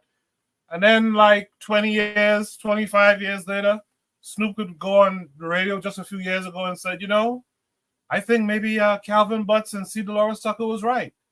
Motherfucker, the damage is done now. Yeah, you did it all. You did it already. Yeah. You said fuck them when you was doing it. Yeah, exactly. But He's still cool. We would allow them folks. We would still give them guys a platform. We would allow them folks back in the community. However, I have an issue with that. Does anyone have any last thoughts? Well, I'll admit this. I don't like the West Coast. I never liked the West Coast. I thought East Side till no, I'm joking. But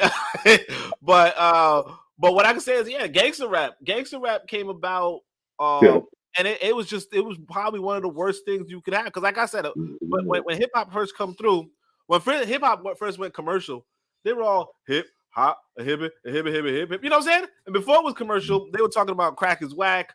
Black is beautiful. That they were sampling different artists from the 60s, sampling different activists from the so on and so forth. But not only did when hip hop went commercial, it was still kind of clean, Yeah. But then the gangster rap came about, the NWAs and shit, the Edward, and that shit just threw black people down. Y'all, I said there's this video circulating on the internet right now.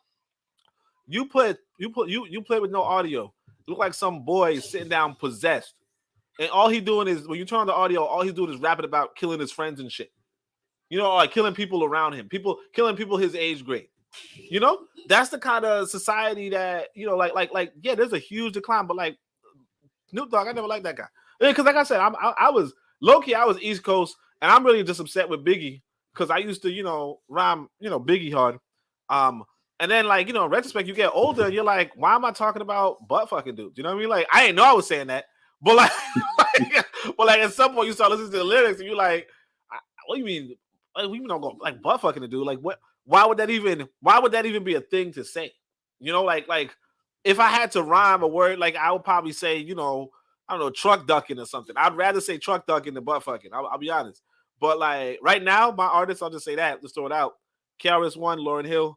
That's pretty much. That's pretty. I mean, that's not my whole list, but like that's pretty much it. No Black Star, no Black Star, no Most Steph, no Most Steph.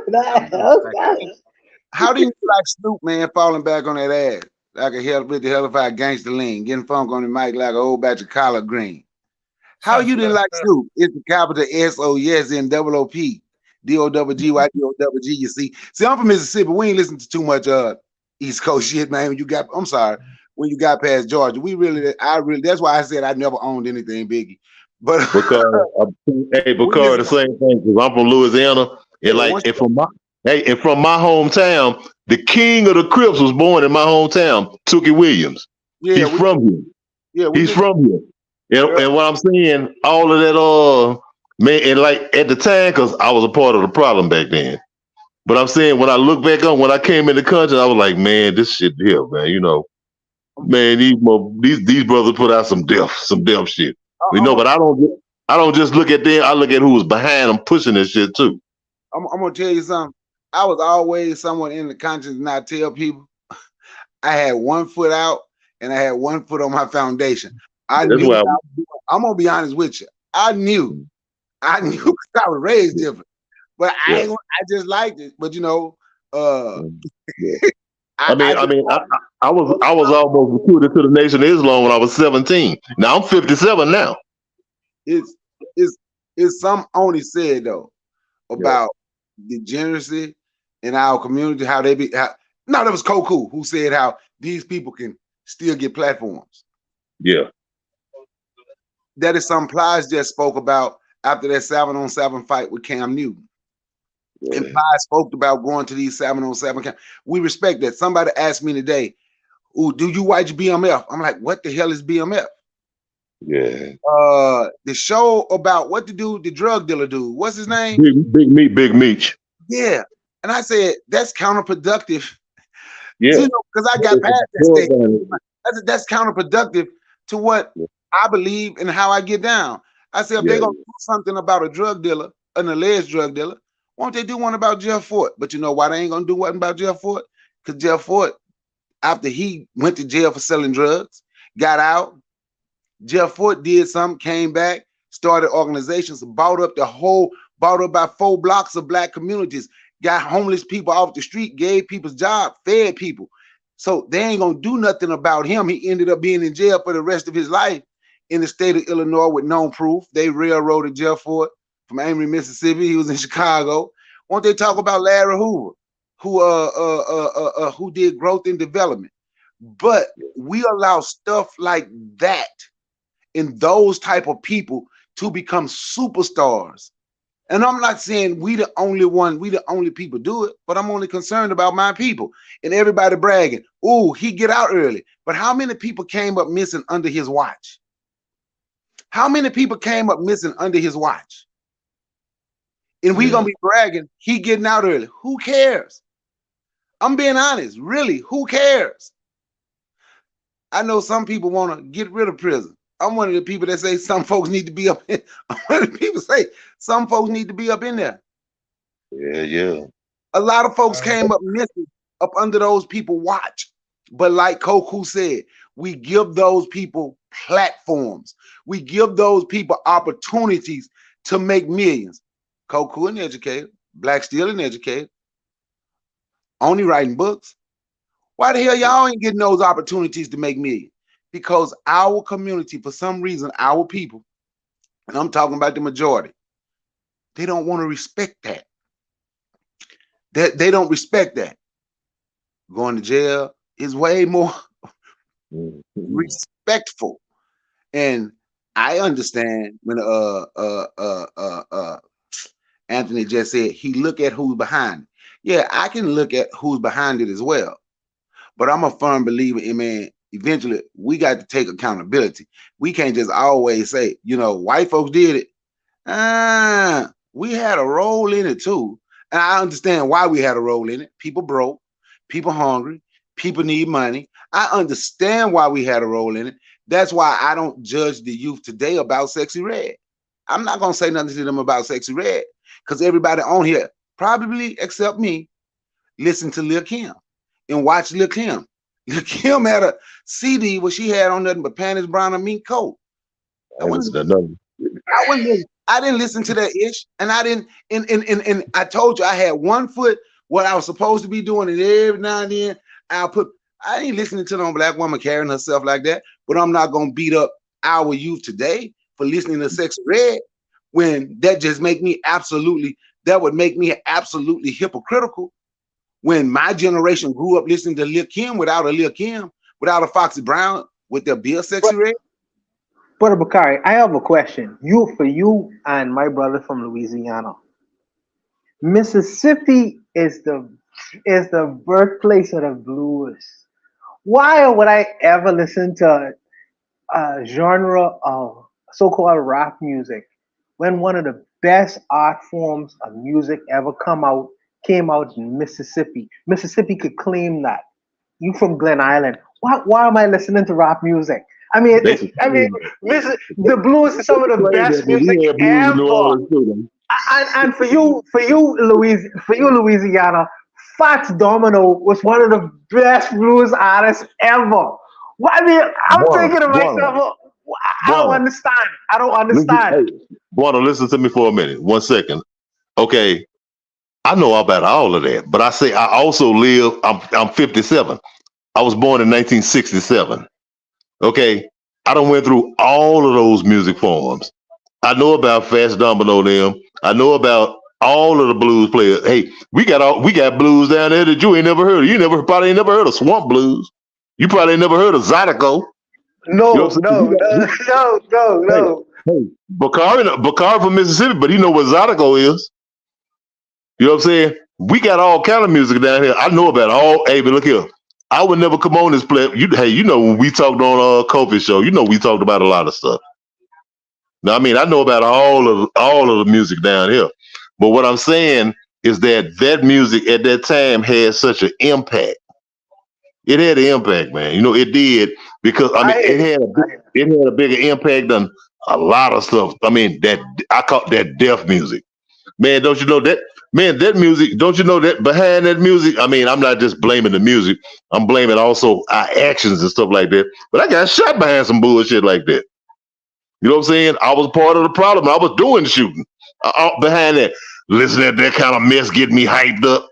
You know what I'm saying? And I mean, doing stuff that I probably would have did anyway, but it was helping me out. What I'm saying, so at that time, I mean, it was a bad time for black people, man, everywhere. I mean, that when that kind of rap music came back, and that stuff was popular all over the country, and it was popular all over the world. Next thing you know, you was looking at brothers like Vibes Cartel and them, and brothers in the Caribbean doing gangster shit. They might have been doing it to a dance hall beat, but they were doing gangster shit. Yeah, stupid shit. Yeah. But why? They were doing it. And then you came up now. You go to West Africa right now. All over the continent of Africa. You see brothers and sisters, female rappers, brother rappers, saying, guess what their favorite word is? My nigga. You know what I'm saying? My nigga. They coming around talking about my nigga this, my nigga that. You know what I'm saying? And doing some of the same stuff, doing some of the same, wearing the hairstyle, the stuff that, you see African people in America doing, I ain't got to call the names, all of them, You look around and see sisters dropping it like it's hot every time you look at an African video. You know what I'm saying? At an Afrobeat video. Go to the Caribbean. You look at sisters, you see Spice and all of them dropping it like it's hot, I mean, all this, I mean. What you know about Spice, Anthony? I mean, hey, man, if I know about Black Star and if I know about the Mighty Sparrow, I'm gonna know about these people too. Yeah. That's true. You know about the Sparrow, yeah. What you know about Slow Down Dirty Blues, Bwan? Oh man, I listen, man. I'm listening to Corey Harris and shit. Like I'm thinking that freaking Catfish Blues. I say to myself, why would I ever listen to any rap music? This is I don't know, man. Y'all are drugs. Put some Robert Johnson on. Let me tell you something. Put some Robert Johnson on, McCarty. If you listen to some Low Down Dirty Blues, you're gonna see all the cussing and all the sex come in. rap music in our culture. Shit, Muddy Waters, go back. Muddy Waters had a song in 1943 called Cocaine and Reefer. Yeah. I gotta listen to that one. I gotta listen to that one. Yeah, 1943. When you see that dancing, the only difference. Now, see, my mama used to say this, and then I remember going to the blues festival when I was little. Yeah. The only difference, it wasn't all over TV. You would see some of that stuff we do, some of the stuff our women do, shaking their ass and twerking, is something we did in Africa anyway. Today over here, it's just been over sexualized. But if we are honest, our women do that anyway. For it ain't always about sex. Hey, Bakari, tell about the Hoochie Coochie Man. Oh, tell about the Hoochie Coochie Man.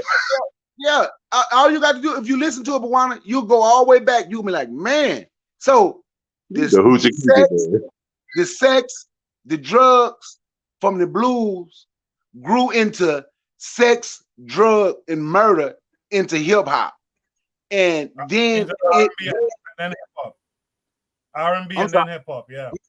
Yeah, but it started a long time ago. Especially, I'm just saying, especially with the way our women dance. I used to wonder, I'm a little boy, I used to wonder why, you know, I go to that blues festival, you know, I'm looking, man, I'm getting my eyes full, all these booty black women out here, just, and I'm a little boy. But no, but that is something, I'm just being honest, it is something we did. So that generation, if you can listen to some old Bessie Smith music, Buana, you would blush hearing some of the stuff she used to say. Man, one of the first things I try to do is go to a juke joint when I get in Mississippi. I try to go to a juke joint, yeah. This is wild shit, yeah. But it's all good though. It's all good. It's all good. Hey, Bakari, you better tell about what the brother had that song called I Better Lay Another Log on the Fire. Say it again. I know the one. I better lay another log on the fire. Before my flame get too low. I want to play with your poodle. They said stuff. Now I can say we are grown now. So if we listen to it, we know what they're talking about. Now the average 12, 13, 14, 15, yo, ain't gonna now I wouldn't know a lot of time what they are talking about and what we call the low down dirty blues. They did cover it up like Muddy Water was talking. Some of them up in here in the place to be. All the pretty women, I got some in my pocket I want y'all to see. The average child ain't gonna figure out what he's talking about saying, I got some in my pocket. but you grown, you know what he's telling the women.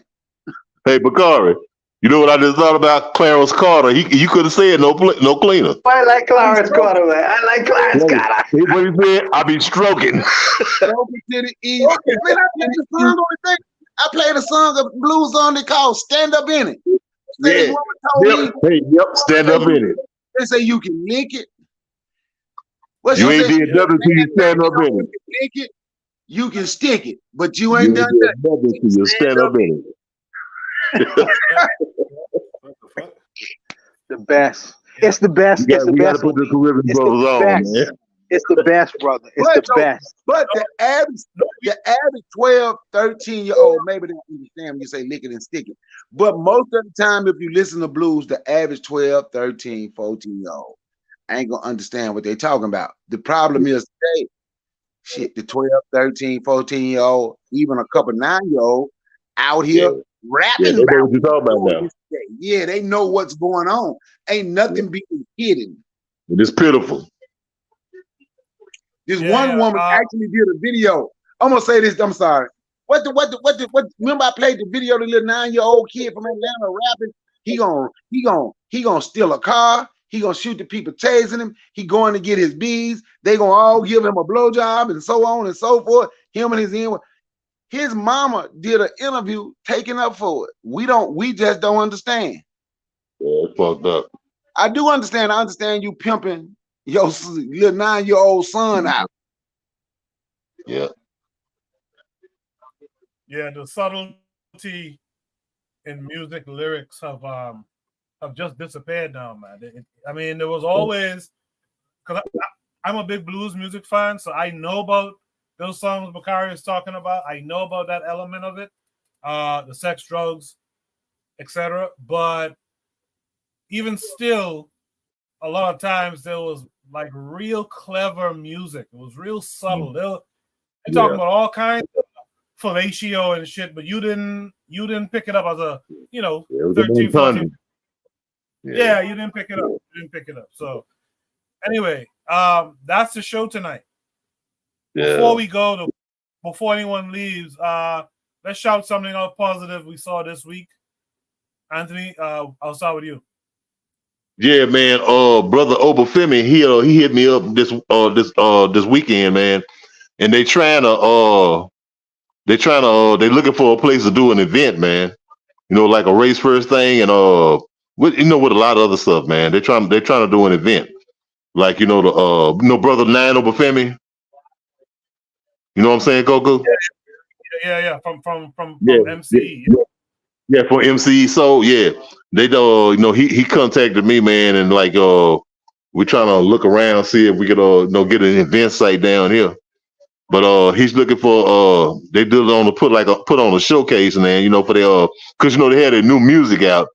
And also, they got they got a show too, man. They got a show that's been going for about a month. Yeah, they got a show where they be talking about different things. It's like a 30-minute. They got a show out, man. But check it out, man. Go to his site and check him out, man.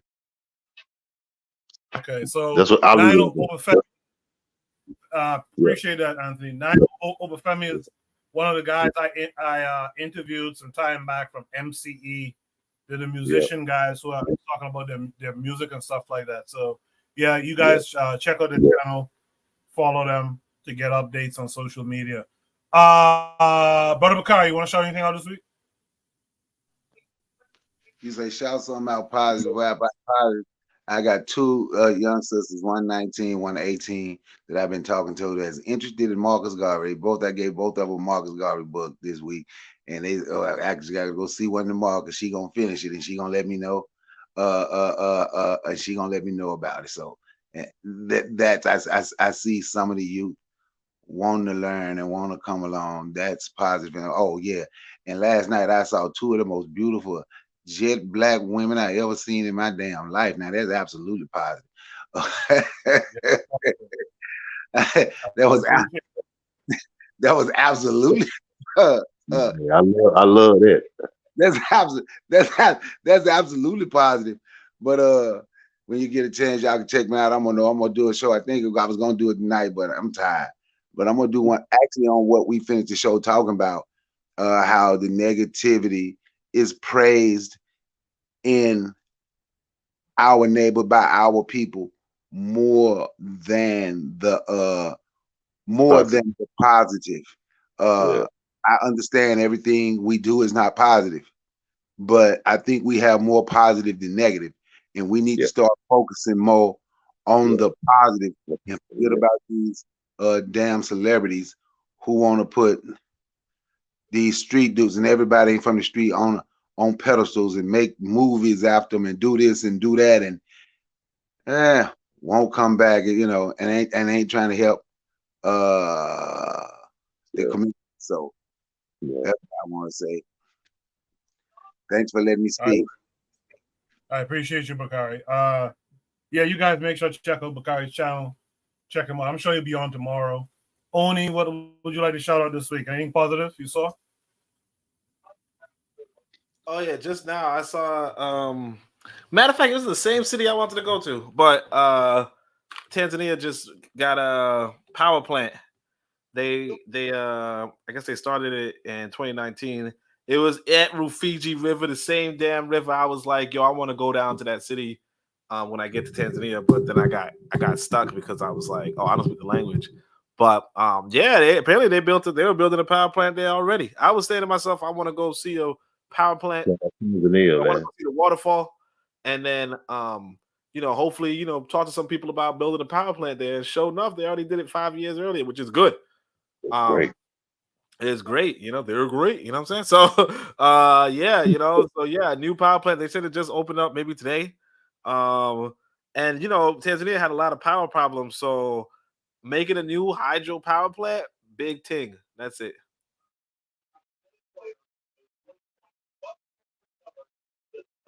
Sorry about that. I couldn't find the mute button. Appreciate that, Oni. Last but not least, I guess Black Seal left early, but last but not least, Juan, what you like to shout out that's positive this week? Oh, shout out to this as well. Pan African Men's Fellowship is what I call it from time to time. I know the sisters do listen, and when they're ready, they contribute. But shout out to the fellowship. You know, sometimes we need to talk amongst each other. For the African brothers, if they feel like I was offending them in any way, you know, you know, forgive me if I was kind of talking kind of strong, but I was just expressing my opinions. But it's no love lost. It's all respect to the African brothers who possibly was listening on the panel. Also, I got to shout out once again. I got to shout out Matron again. She's almost finished with the Marcus Garvey book she's reading. I appreciate her efforts in doing what she is actually doing. It's a monumental work, and that's something that we should support. It's very important, you know, as men. Lastly, let me say shout out to the Blues. Shout out to the freaking Blues. You know what? Like I say, one of my favorite artists is Corey Harris, and the other brethren, I forget his name now. I can't remember. He sang Catfish Blues, but shout out to the Blues. One of the best musical genres that's created by African people in North America. Some of the best music you ever could listen to. So shout out to that as well. You know, Smokestack Lightning. That's one of my favorite songs, by the way. You know, but shout out to the brothers, you know, for contributing tonight, man. I'll end it there. Shout out to Kevin Mo too. Yeah. Man, y'all tell Oni to start making bigger books, man. That Pro Black Compendium, man, what it got about like 12 pages in it? Pages, yeah, $50 for it. It's $50 for 12 pages. Hey, Oni, I got the book. It ain't. I mean, the book about that big. You know what I'm saying? Wait, the Book of Power? That book is not the Book of Power. Not the book. Hey, I was wrong. Not the Book of Power, but see, I got the Pro Black Compendium. Yeah, but you said make bigger books. That was the next book I made. It was huge, man. That junk. That Pro Black Compendium, all of them little pages in that book. I couldn't even put my suitcase on the airport because they was like, "Oh, your bag's too heavy." No, that on the other book, man. Because the one I got, man, it had like because it was like $12.50. But 12 pages of photocopies, like some Nubian book. It's like a Dr. Young book. Hey, on the other book was $50. I could afford it right there. Is it what? I said I couldn't afford the other one, but I'm gonna get it next week though, man. That book huge, man. That book is big. I'm about to write a smaller book, low key. Yeah, that book was $50, man. I said, God damn, okay. I said, but I'm gonna get it. I'm gonna get it next week though. Yeah, appreciate it. Yeah, I mean the Book of Power. I'm gonna get the Book of Power next week though. That's the book. Thanks, man. Yeah. Stop making this. Stop making these Malachi books. Yeah, I got the Pro Black Compendium now, but I'm gonna get the Book of Power next week. Yeah, I was a little short. Yeah, I feel you. I'm working on my fourth book. Hopefully, but yeah, that's it. I say only put some more pages in there, man. Nah, this big book you ain't look. I don't know if you can finish it, man. I think it's actually bigger than Blueprint. Yeah. Well, we got about 400-500 pages then. Yeah, it got 500 pages. It's big. It's huge, man. 500 pages. I need to get that book too. I need to get that book. What's it? The Book of Power? Yeah, it's huge, man. It's huge. It's the Book of Power. Yeah, that's a good book. It's even like I got it the size of a laptop. Like like really? Height of a laptop, but then it's like 500 pages. So this is big. I got a back.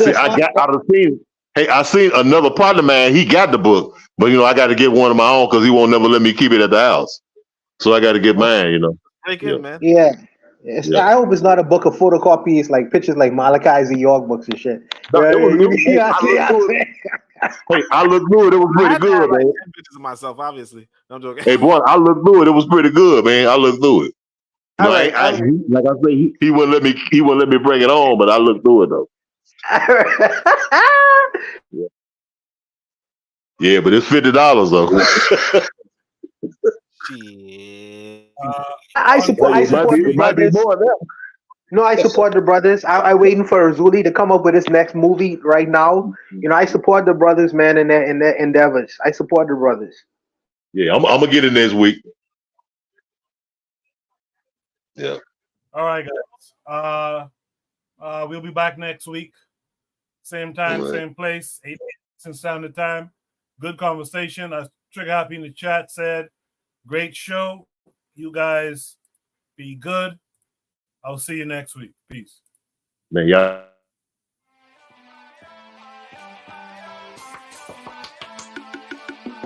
Thanks for listening to the Bitter Medicine Podcast with your host, Koku. If you like what you just heard, we hope you pass along our web address, bittermedicineblogs.com, to your friends and colleagues, and share our show to all your social media. Be sure to check out our archive section on our website for previous podcasts. This has been a KWAZ radio production. Join us next time for another session of the Bitter Medicine Podcast. Follow us on Facebook at Bitter Medicine Show, Twitter, Bitter Meds, Tumblr, Bitter Meds, Instagram, Bitter Medicine.